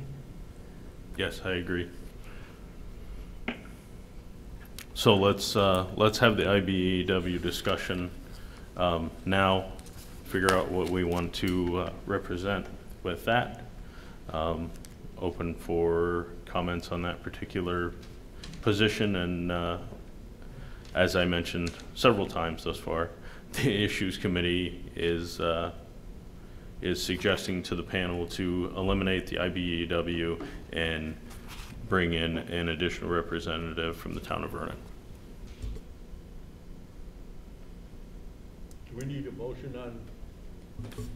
Do we need a motion on that topic, or? Yes. Before we had a motion, I just wonder if we could hear from somebody on the Issues Committee as to what the underlying rationale was for that determination. That would help me a great deal. So if I might add to the conversation, while I wasn't on the last Issues Committee meeting because I wasn't available, I was in touch with the IBEW leadership as a former IBEW member, in discussion with them, understanding that they no longer have representation at this site. They were fine with the removal of their representation at the meeting, or myself providing that representation for them. I believe that they would concur, and it would be my opinion as well that it makes sense to make that replacement. So that would be half of the equation, and that makes sense to me. And then the other half is replacing that slot with a representative from the town of Vernon. Is there anybody from the Issues Committee meeting who could speak to that tonight? Should we do both of them at one time, or should we have a motion on each one individually? As I said, I was just hoping to have an understanding of what the discussion had been, and then I'm happy to throw my support behind motions. I was there and Sarah was there, and I really am trying to be understood out of the middle of this as a town official. So I guess that's why I thought I might speak to it. I think the feeling behind it is that this plant, Vernon has hosted this plant for all of these years, and to have an extra voice at the table, because it's not a guaranteed voice in the composition that's made up here, and it seemed to make sense, especially since, you know, this panel is not making recommendations about funding or money. I mean, it's a public process about what's going on at the plant, that it seemed that it would make a lot of sense. And that's... Thank you, that's very helpful. And I'm happy to not say anything more. Well, I think the other thing is that, you know, the reason the IBEW was originally included is because there was a concern in those who created the panel that labor be represented. So, I mean, I think there's still a concern that labor should be represented. I just don't know what form it takes if there's no union labor being used at the plant, which is my understanding. So, you know, I really appreciate Corey's discussion and NorthStar's commitment to safety at the plant. And we did have a discussion at the Issues Committee that there is a whistleblower law, and that, you know, if things aren't being done as they should, that workers have a way to communicate that's not only through the plan. And I think that is really what, why the IBEW position was there to begin with, was to make sure that labor had a voice beyond the corporation. And I think that's still a concern, as appreciative as I am of Corey's focus on safety. I just wonder what kind of voice workers at the plant who might see things that are happening that they think are not right, you know, how can they express that? And I don't think there's an answer to that, because there is no union, but I do think, you know, it's too bad that there is no union representation there. And it's not really that the IBEW position be eliminated and Vernon get an extra seat. It could also be the NorthStar gets one seat and that other seat goes to a Vernon representative. But the way it looks right now, there is no voice of labor to be present. So I have no objection, therefore, to the IBEW position going to a town of Vernon member.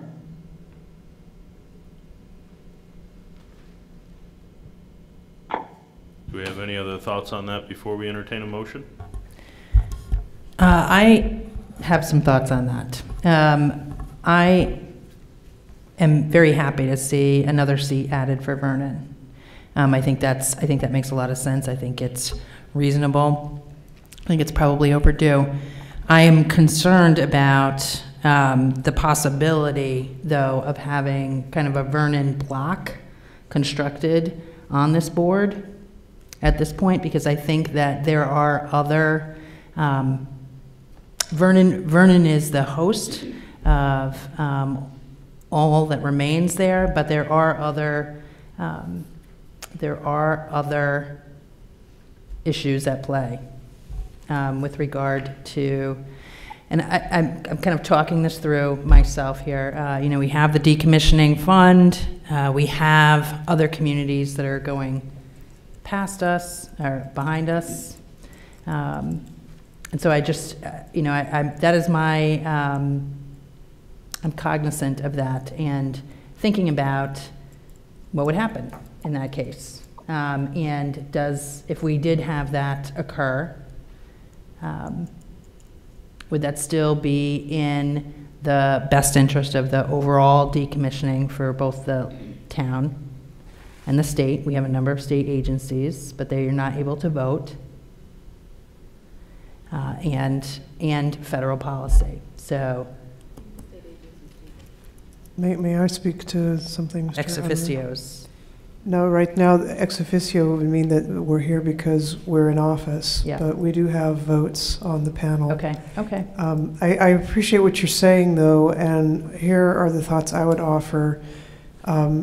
I am prepared to say that it's overdue for Vernon to have that seat. Absolutely. And while how a block takes shape may be of concern to some folks, I'm content to leave that for a time and place if that were to develop. To your point about other issues, you're absolutely right. And I think that the composition of the panel as it presently exists accounts for that. As you're aware, my agency, for instance, has a heightened obligation when it comes to the decommissioning trusts and monitoring its expenditures, and more importantly, making sure that the decommissioning process for the plant, that the burden of that be borne as directed by statute, which is that the ratepayers be the ones who bear that cost, not the taxpayer at large. So in that sense, it's a statewide interest and not one that's specific to Vernon. That's just one example of how other issues, as you put it, are in play as well. And I do think those are adequately represented and have been over the past several years on NDCAP. What perhaps has been not front and center, and by front and center I don't mean controlling, just prominent, is the town of Vernon, the host. And so I think we can at least make a pitch to the legislature with your help and Representative Coffey and Senator McDonald to persuade the legislature to that effect. At least I'm hopeful of that, and so I would support getting that seat to Vernon. Go ahead, Chris. I don't, just from my perspective, I think ideally, if I'm going to address three different things. Ideally, I think, if there was some kind of actual kind of organized labor representation, it'd be good to still have that, but we don't have that. And in fact, you've got contractors working for NorthStar. And so even when we talk about labor, who's labor, and like what are the contract provisions between the contractors and NorthStar? You have to get into those disclosure agreements and everything else. So I don't think the IBEW representation, it's not, as a matter of principle, I would like to see labor represented, but I'm just not sure how that happens. Right. I'm fine, I'm okay with NorthStar continuing to have 2 reps. I'm absolutely fine with Vernon having 2 reps. But to the extent that this also informs the conversation, I do still have concerns about those who by statute are to be advised having a vote. That still just strikes me as odd. It's not that I have distrust of Vermont state agencies or the bodies that are to be advised. It just seems in America it's a little odd in a democratic process to have those being advised vote on what they're being to be advised about. And that, frankly, from my perspective, has been a problem in the past on advisory positions or other things, because we've kind of had some, what I think are legit citizen concerns kind of shut down by, you know, the agency representation and sometimes along with the plan owner, not NorthStar, because that hadn't happened, but to me it's more a matter of principle. So like I say, I don't, and you know, we had good debate and that kind of thing, but it just doesn't sit well with me. But I'm one person representing one organization, one vote, but I just want to just kind of throw that out in the context of the other conversations that we're having. Do you have any further discussion regarding the IBEW seat becoming a Vernon representative seat? Can I ask one question? Sure. So there is no specific citizen representative from Vernon on the panel right now, is that correct?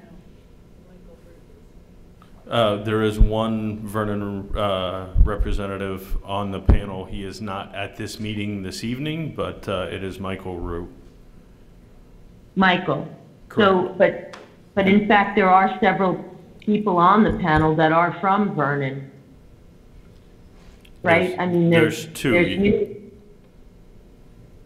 I'm just curious, so this would, all we're voting on right now is to increase the number of actual citizen representatives from Vernon required to be on the panel to the number 2. That's correct. I would like to make a motion to increase Vernon's representation on the panel to 2 citizen representatives then. I would second that motion. Moved and seconded to add an additional Vernon representative to the panel to total 2. All those in favor, please signify by saying aye. And Chris, I'll start down with you and work our way across. Aye. Aye. Aye. Aye. Aye. Aye. Aye. Aye. Abstain. Aye. And Mr. Unruh, could I just ask for clarification? We have voted to make a recommendation to change the law to that effect, is that correct? Correct. That's correct. There are still people online who haven't voted. Thank you, Tony. I vote yes, but I would change the wording slightly on the motion to say that that extra representative for Vernon would assume the former seat allotted to an IBEW representative that no longer exists. We can do that as a second motion, Alyssa. Okay. And I vote aye. All right. So I'll make a motion that the IBEW position be struck, and I think that's all I need to say on that, right? Yes, sir. I'll second that. So moved and seconded. We will look for everybody's vote. Start with you, Chris. Aye. Aye. Aye. Aye. Aye. Aye. Aye. Aye. Aye. Aye. Folks on the phone? Aye. Aye. Okay. So that takes care of that one. I will leave this next one, and again, I'm going off this potential Vermont NDCAP changes identified at the July 2019 Issues Committee meeting, because these are all the ideas that were thrown against the wall. We have made it through the first 2 bullet points of the panel membership, officers quorum.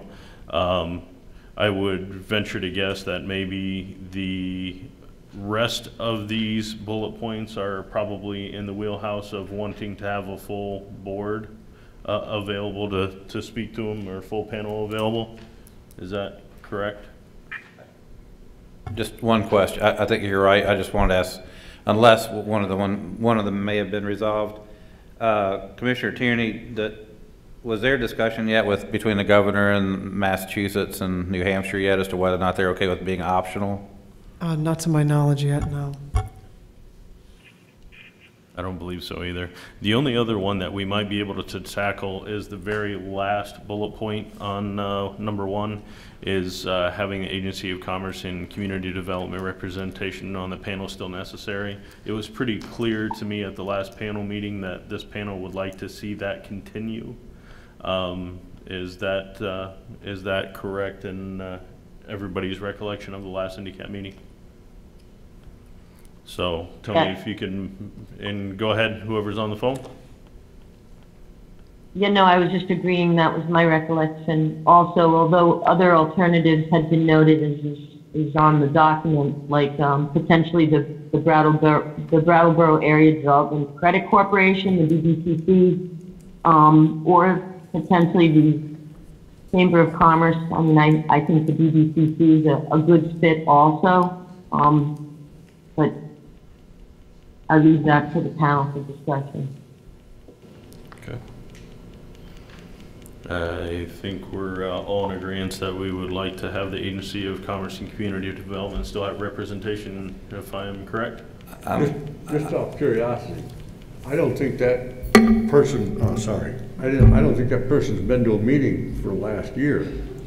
Yeah, we did discuss that at the last NDCAP panel, and we were to get in touch with that agency and make sure that somebody starts attending. Yeah, just to that point, I would actually, I mean, I know that there's general agreement on that, but I would suggest that be part of the larger discussion, that they be here at the next meeting, just so they could express their rationale, yay or nay. Because to be honest, I mean, I think after Katie had stepped down, they haven't been here, but in conversations with her, and I'm not putting words in her mouth, but I don't think she felt like she was particularly relevant to the conversations that were going on. And I'm not saying that's the reason to do it or not, but I think that's why it'd be good to actually just have the conversation with everybody, just to kind of think it through, as opposed to kind of requiring them to continue to be here if they don't feel like they've actually been contributing. But and like I said, I'm fine either way, actually, but I'd just like to just have that discussion. That's what I'd suggest. I'm perfectly fine with that. So if, Tony, as we're kind of laying out our next meeting, we got through the first 2 bullet points. The rest of them will be, points for discussion at the next meeting of that first one of the panel membership officers and quorum that we want to have with the larger discussion. So let's move down to the panel duties. Again, I'm not sure how much of this that we want to get through with the small group that we have here, but go ahead. Is there anything that the Issues Committee felt was time sensitive or of an urgent nature with regard to these changes? No. I don't think there was anything that we were terribly concerned about, having done at this meeting. It was just part of the agenda for this meeting and hoping for a better turnout than what we received to have a better discussion, I guess. I do have, just depending on the timing, and I don't know how other folk feel about this, but the reports that are due to the state agencies from NorthStar in March, if there's not opposition, I just feel like if we could codify, if a change that we could maybe put in there is that should also be presented to the panel. Once the state has that and then has had time to develop a report, it just feels like that's going to be one of the best ways to disseminate to the general public and engage with the general public, those annual reports. I know that the board order doesn't require that, but it seems like a role that we could request through legislation. That's just a suggestion, and maybe that's a conversation we need to defer, but just wanted to throw that out there to see how folk felt about it. Yeah, may I speak to that? Go ahead. Chris, is there a history that I'm not aware of that leads you to conclude that needs to be codified? Does the department have a history of not, apart from Representative Sebilia's letter, for which I've apologized profusely, does the department have a record of not being responsive to the panel's requests? To my mind, legislation shouldn't be based on the past history. It may not be you. It may not be Chris Recchi, it may not be relatively collaborative folk. It's, to me, it's more, again, a matter of principle. And if that, that's going to be a pretty important, per the PUC order, that's one of, I think it was their intent to have that be part of the public accountability of the whole decommissioning process. And we're the only entity that, we're the official entity that exists to help communicate information and subsequently advise the agencies, the governor, the legislature. And so that's why I would just suggest that that be codified. I think I would take issue with your characterization that this is the only entity that has the responsibility for educating or providing information to the public, because that's fundamentally what I do in my agency. But I take your point that this is a logical forum in which to discuss that, and I, as a matter of principle, don't object to codifying. I just wanted to understand better what the impulse is, and I think I do now, that you're guarding against, well, to your point, you don't know who is running the department in the future. But what I would suggest to this panel is that if it is having difficulty getting information from state agencies, that's a conversation that should be had with the state agency heads. Before, I mean, and which also again gets to, again, hopefully everything will continue to go swimmingly and we'll have good conversation with the state agencies, but it actually goes back to my point about the entities having a vote here that are to be advised. And again, I'm not talking about past history but it's just, again, kind of as a matter of principle. And for the viewing public, it is correct that the commissioner and I are wearing very similar plaids. So if you're getting confused looking back and forth, I'm sure there's no confusion because you're better looking and better spoken. I second Chris's concern and recommendation that the annual report that it be codified. That's something that the panel does consider on an annual basis. I fully and firmly agree with his assessment that you can't just take for granted that it's going to come because everyone's friendly now. It should be there for the future because we really don't know what the future holds. So, and it's not the state agencies, right, Chris? This is also, you're just, it's also the NorthStar and the March 31st report that's due each year. And well, so Alyssa, sorry, Mr. Chair, if I can respond to that. And Commissioner or Allison, correct me if I'm wrong, but if NorthStar doesn't abide by that deadline, then that's a matter for the Public Utility Commission to take up. Well, to be honest with you, I think that's some of where my questions are coming from, because sometimes the impression I have in working with this panel is that there's not a very high awareness of the degree to which the state agencies are involved in executing on the MOU and in that whole regulatory overlay with the PUC. And so I want to fall on the right side of this panel, feeling empowered to do what it feels it needs. So if a statutory fix is what the panel thinks it needs in order to get something that I am fully persuaded they're entitled to through the existing process, and have the means of effectuating it through the existing process, meaning Mr. Unruh can set an agenda that says we want this briefing, and he can do that on the basis of panel members here saying we want to hear from NorthStar, and NorthStar is on the panel. I don't want to spend any more time on this. If this is what it takes to give you folks comfort, then I don't see why you wouldn't proceed that way. But there is a whole host of regulatory interaction and the like that is had anyway on behalf of the public through the work of the Department of Public Service before the PUC, and I would just ask that every once in a while the panel consider that. May I kick the horse, Mr. Chair? It'll be a brief kick. It's probably going to be a kick at me, too. Just a small one, Commissioner. So I do think that we should be cognizant of the fact that we are paving the way in many cases for folks that will come behind us. I think review and evaluation of the current statute and how it's working and how it could be improved is reasonable, and we probably have taken up way more time than we should have at this point. Thank you very much. Have we secured changing the statute, though, from Vermont Yankee to NorthStar? I'm actually getting there. So okay. what I want to do at this point is the things that we can easily do tonight without having, you know, a full panel here, is if you flip to the back of that sheet, the potential Vermont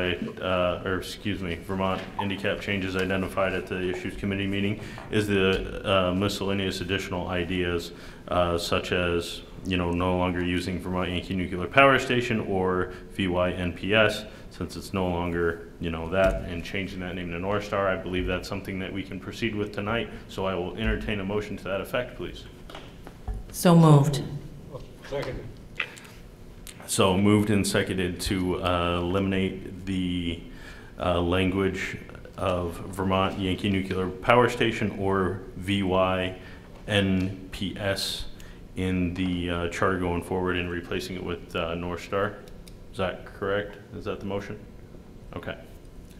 So go ahead, Chris, start with you. I'm sorry, I need to make an observation, and if I'm out of line, please tell me so and I'll be quiet. Right. I'm just concerned that we recognize the distinction between a denomination for the site, the station, and a reference to the company, because they're two different things. Are we going to call this the NorthStar site or something like that is my question, because these references here are to a physical place, a station. And we just said the motion was to replace that language with NorthStar, but NorthStar is a company, not a site. Sure. May I make the recommendation that we modify the motion to make the nomenclature NorthStar Vermont Yankee? That is the normal nomenclature by which we describe the site. And the reason I think that would make a lot of sense is because there are a lot of PUC orders and statutes that refer to the site itself. So it would make some sense to do that. I was just going to ask if you want me to withdraw or just amend. You can accept the friendly amendment if you'd like. I will accept Can it. I offer just another friend, or just, so previously we talked about this, rather than even tying it to NorthStar, I think we just said call it Vermont Yankee in case ownership changes again or NorthStar changes its name or. And I'm accepting of whatever. that recommendation as well, Chris. There's no real delineation between those two. We will accept either.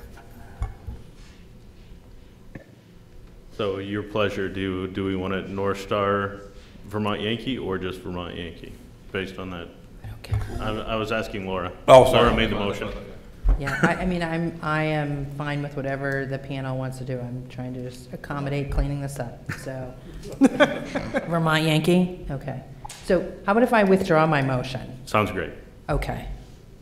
And whoever seconded, I don't know if they have to. So I move that we change all of the nomenclature to Vermont Yankee, period. I second that. Second. Okay. Moved and seconded to change all nomenclature going forward to be Vermont Yankee. Let's start with the voting. Aye. Aye. Aye. Aye. Aye. Aye. Aye. Aye. Aye. Aye. Okay. People on the phone? Aye. Aye. Okay, we are unanimous. Gee, we're making progress.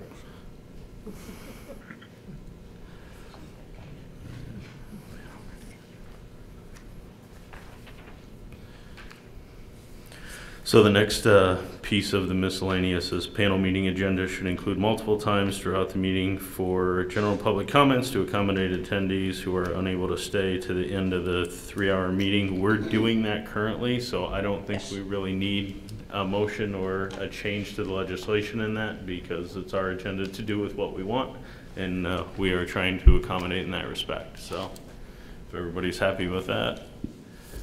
Is there anything else on this list that the panel would like to address or think that we can address tonight? I don't think there is, but tell me if I'm wrong. Just one, it's not on the list, excuse me. It's not on the list, but it is in this markup to change the frequency of the meetings of where, Yep, from 4 to 3. from 4 to 3, I'd like to change it to 1. Meet a minimum of once a year, and we can schedule more meetings as we feel are necessary. Okay, we'll open it up for discussion. I am not comfortable with that. I would like to see at least 2 and preferably 3. Yeah, it's probably a conversation for the larger panel, just my opinion, for what it's worth. Yeah, I believe that is the case as well. Just a thought. Yep. Go ahead, sir. Was the other issue about funding? That was the thing, one of the... That, I would think that would be a larger committee panel meeting as well as the funding. That's fine, side. that was just one of the top issues. Yes, that was one of the issues as well from the issues committee. So I am going to assume at this point, this particular section of the agenda, we have done everything that we can do with the panel that we have currently, and ask that we move forward to the drafting of the annual report status. May I just have a clarifying question? Sure. I just have a clarifying question about the next steps regarding the process for legislation. I know we don't know yet when our next meeting is going to be, but as Laura pointed out, since we're the second year of the biennium, putting this legislation forward, there's a tighter timeline. So would the panel want the legislators here to work on a draft, or what? I think, or do you want to wait until the next, really till the next meeting? I think that's this is Lisa. It's hard to know when I can speak because I'm just on the phone. Sorry. Sure. We have one comment in waiting, and then we'll get to you, Lisa. Go ahead. Yeah, that was going to be the question also that I was going to ask is so we have a draft. I asked about urgency. Yeah. You've been given information about timing. Do you want us to go back and try and reflect these, work with Tony? Do you want us to wait? It would be good to have some sense from the panel how they'd like to proceed. I had been shepherding those easy to act on things tonight on the assumption that we would do precisely that so that we could at least get something done this biennium. So if you are offering to help legislators, I think that would be most welcome. So what I'm kind of gathering is that the decisions that were made tonight will be the changes that get introduced. Precisely. And then anything that additional will come in as an amendment after the future meetings. So, Mr. Chair, then what I would suggest is that we work with Ledge Council to draft, and we send that to you and the Vice Chair. I'm not sure, and then, well, it doesn't. I mean, we'll send it to you all and introduce it, and then if there's edits that need to be made, you all can. It does, yeah. Okay. It feels a little risky. Those edits would happen by the 15th. Is that the idea? I mean, the edits can, I want to be clear. The cleanest way to do this for the panel is for the panel to make all of its edits by January 3rd. That's when we have to finalize to our legislative council. And then we would have to introduce it by the 15th. So technically, it's the 3rd. We can get this done afterwards. It becomes a little riskier, I think, because you haven't made a final kind of comprehensive statement as a panel. So, but that's just understanding the risk. Sure. Melissa, go ahead. Yeah, I mean, I think we should act to put the changes we've already made into the legislation, and perhaps if who's actually going to create those edits, if it's Tony, if he can circulate it, we would then, maybe the issues committee or the whole panel can just approve it by email so that it's available then for January 3rd. I will say that I think Chris in particular raises some very important issues for the future of this panel, very fundamental issues about, why we're there. We talked a little bit at the issues committee meeting about this panel having some political say over decisions that are being made in Washington regarding the future of the waste, which, as you all know, is something I've been very concerned about. So, I mean, there are some fundamental questions that could come up and be addressed as well in this legislation. So I think we should at least have the marker in, and then perhaps at the next meeting have a fuller discussion about amendments to those changes, but at least we have it submitted in time. Yes, I think we're all on the same page. Is there any reason why we can't, is there any reason why we can't just deputize a couple of members to do this? I don't know. Others who are better schooled in our process can tell me. I don't know the answer to that. There's not, but again, so urgency. Right. What is it? So may I miss? No, of course. So I think it's just important for the panel. So when we introduce something, then we're opening it up to everyone for suggestions, even though the panel may make its own statement. So thinking about urgency, surety, in terms of putting something forward, piecemealing it feels risky to me in terms of panel. I completely agree with you. I apologize. What I've taken away from tonight so far is we've had a couple motions for very specific changes. And it would seem to me, unless someone says something otherwise, that we ought to be able to deputize our legislative members to take those voted on changes and to put them into legislation by the deadlines you've suggested so that we know we're locking that down. And I think that we could declare victory on that. I mean, I think that's great. The end, So why don't we accept a motion to do just that, please? So moved. Second. So moved and seconded to deputize our legislative members to. But that would be specifically Representative Sebelian and Representative Coffey. Yes. Yep. Representative Sebelian and Representative Coffey to the changes that were made tonight to the legislation to bring those forth by deadline.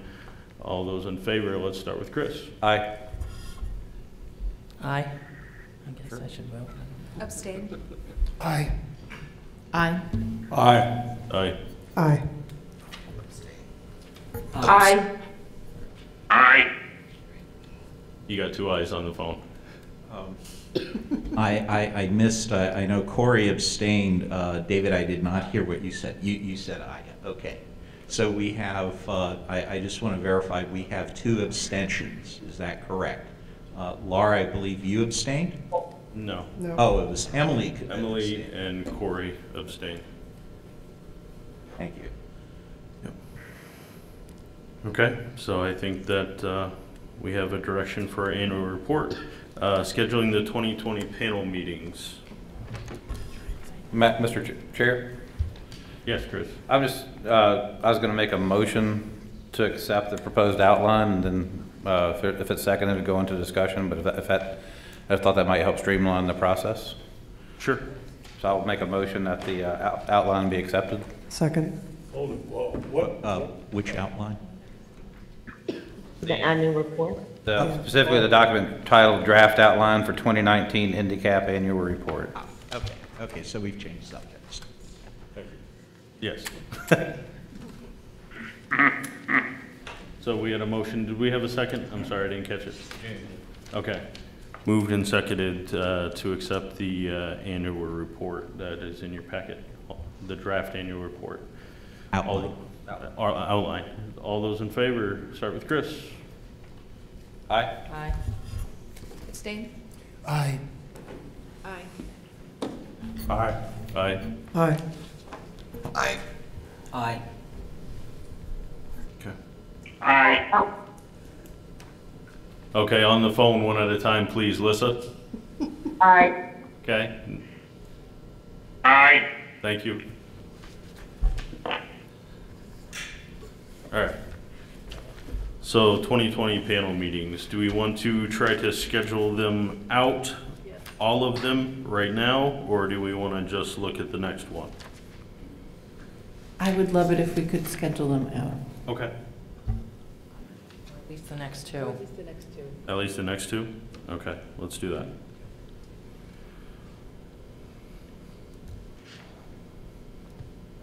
I wanted to just throw out a suggestion, and maybe the second one first, which would be, part of this is asking a question.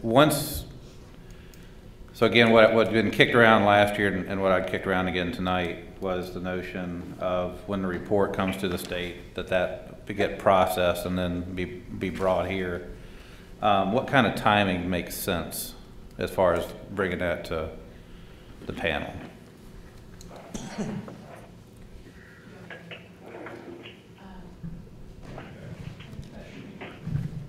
So I spoke with our consultants, and I know that before there was previously a request to have meetings during the legislative sessions on Monday, and so they proposed, I think, Monday, May 4th, and the 11th would be days that they're available. Yes, or May 11th. And I don't know if you want that to be the second meeting. End of March 31st. Because they get the reports in the end of March, and then to review them, circle with if they have any questions, prepare a presentation, that kind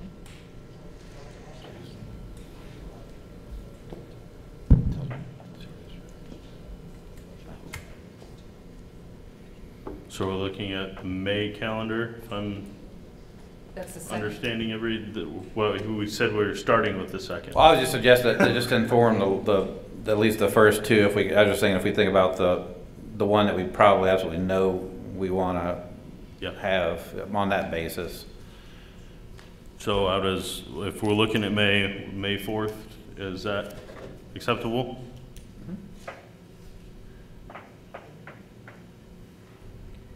That sounds good to me. Okay. So we'll lock that one in for May 4th.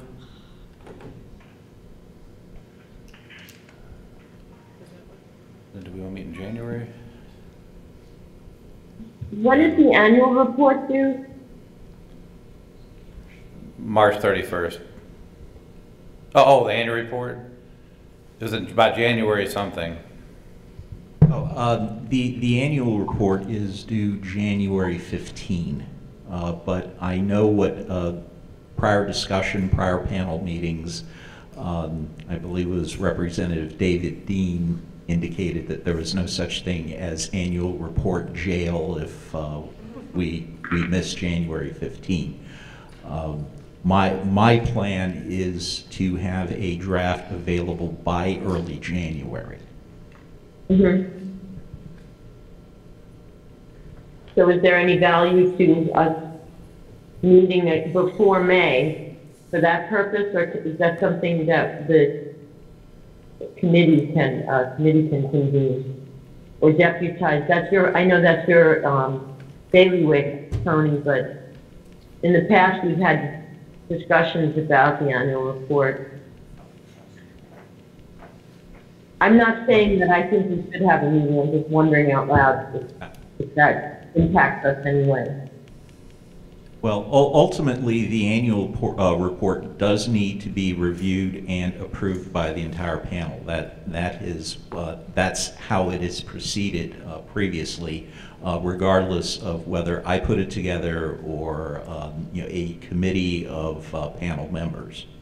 All right, so we need to look at a January meeting, an early January meeting, because the 15th is our the loose deadline, so to speak. Okay. A couple of things. I'm not sure I agree with the loose deadline. I'd like to see this done in a timely fashion. Mm-hmm. And secondly, I don't know enough about process here. Is there any reason why this cannot be done electronically, assuming that we don't do it in a manner that runs afoul of open meeting laws? Chris, can you maybe speak to the issue? Yeah, I just suggest, my understanding of open meeting law, and there are other people here who know too, but if we're ultimately approving something, I know we've approved the outline, so I guess we could say if it's consistent with the outline, and then everybody could just give their individual edits to Tony without doing a reply all. If that's the way folk want to go, I think we could do that. But if we're actually somehow approving the document, that would probably be a different motion. So we might actually, I would just suggest we're going to go that route. Say that we authorize the department to draft, bear with me here for a second, authorize the department to draft the annual report, solicit comments from the panel members, but we're hereby authorizing the department to submit the annual report on behalf of NDCAP based on the outline provided. Otherwise, I don't know how you do that without virtually approving it by email, and then we're also not, soliciting public comment on that document either. Yeah, fair enough. I see the predicament now. I had hoped that we could do that we could get this done in time. As a general matter, it's important to me that the legislators know that at least this commissioner doesn't approve of submitting reports late. And that's just my thought. I mean, other people may have other opinions about what that means. So based on my very small knowledge of open meeting law, I think if we're approving a report, we need to do it in person and have public comment available. Mr. Chair? Yes, go ahead. So, I mean, I think we can easily give a heads up to the chairs of the committees of jurisdiction that are supposed to receive it, that it'll be a few weeks late, and I think that'll very likely suffice for some additional time for the committee to review it. It's great that Commissioner... Oh, yeah, I know. I mean, it's wonderful that that's coming from you. It ain't coming from this commissioner. So so do we want to look at a end of January meeting to review and approve that? Or do we want to be somewhere, say, like the 13th, and then we have time to look at it, approve it, give Tony a couple days to, do his thing, and if it's submitted by, say, the 22nd, which is a week late, we'll be probably okay? How much time do you need to go through that once we beat it to death? Well, it depends on how many comments there are. Typically, I don't get many comments once I have a final draft. It's really we're summarizing what the panel has done. So much of this comes from meeting minutes, and wherever possible, we reference the NDCAP portion of the decommissioning website. So I'm going to suggest a January 13th meeting date. What day of the week is that? Monday. I think I've got is that connected with our joint commissions? Okay, never mind. I'm okay, yeah. Okay, so January 13th is our next meeting date. Which is a Monday. Right? Which is a Monday, correct. Everybody on the phone got that? Got it. Okay. Monday, January 13th. Yep. Can I just make one suggestion on that? I'm trying to be respectful of our state and legislative partners on this. And I'd like to be useful to hear from the remaining public that's here on this when it comes time for public comment. But what might we schedule that meeting earlier than 6? So Laura just whispered no. Sarah just nodded her head vigorously. So 5:30 would be better. I would agree as a half. I would agree as a common practice. It will not work on the 13th to meet. I disagree. Is 6 better? 6 o'clock is too early. Well, I think for public comment, given the fact that most folks work till 5 o'clock, and for our public to be able to get here by 5:30, I think is a little bit of a stretch. So, okay. So January 13th at 6 p.m. is our next NDCAP meeting, followed by the next meeting in May. Are we happy with just having those next two? We don't want to go any further into the year. Please God, say no. Okay, thank you. Just one quick point of order. To the Issues Committee meeting people, do we have a need for an Issues Committee meeting prior to January 13th? I don't believe so. Okay.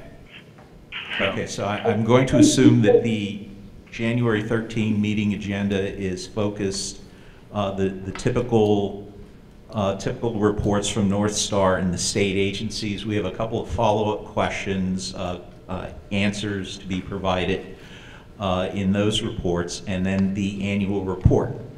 Correct. Okay, it sounds like we have an agenda set, so I see no reason for an Issues Committee meeting. Okay, sounds good. And when will we receive the annual report final draft then from you, Tony? I would target the first full week of January, or the early part. Yeah. Why don't I say absolutely by January 6th, and preferably before that if possible. And I have space on my my schedule for December that I can work on this quite a bit. That's perfect. I think that's perfect timing. Yeah, you got all Christmas Day to work on it. Oh. Mr. Chair, may I just ask one, I'm sorry, did you say financial stuff for January? Do you mean the agenda? Yeah. No, we didn't mention financials for January. What do you mean by financials? Well, we had my questions earlier around the process for reviewing. We had an earlier discussion where the department had agreed that it would make a presentation about the monitoring. That's correct. Yes, that is part of the agenda. Tony did mention that in the beginning of his. I apologize. Beginning of his statement. All right. I want you to apologize a little more. I mean, I apologized abjectly. Do not hold your breath, Commissioner. You've gotten really good at it tonight. Yeah, I just, and I'm getting no love from that end of the table either. It's just, Santa's watching you. Representative Sedalia. All right, so. Missing a good one, Alyssa. All right, let's move on. General public comments to the panel, please. Seeing none. We pretty much just did our meeting wrap up, I think. So we are adjourned. Excuse me, Mr. Chair. Sorry, I did have one comment for meeting wrap up. Sure, absolutely. And not to touch on negativity, but I was really concerned about how our meeting ended last. I thought that there were some unfortunate accusations kind of leveled around. I appreciate both the chair's time to meet and hear my concerns about that. I did review the testimony that was brought up at that last meeting because I thought that that was quite alarming. And I'm quite satisfied that that did not occur as it was put forward at this panel, at least as part of what was videotaped. So I just wanted to thank you for the time and thank you for a well-run meeting. I appreciate it. Thank you. Can I second that? It was a well-run meeting. Thank you. All right. We are adjourned. Thank you. Thank you.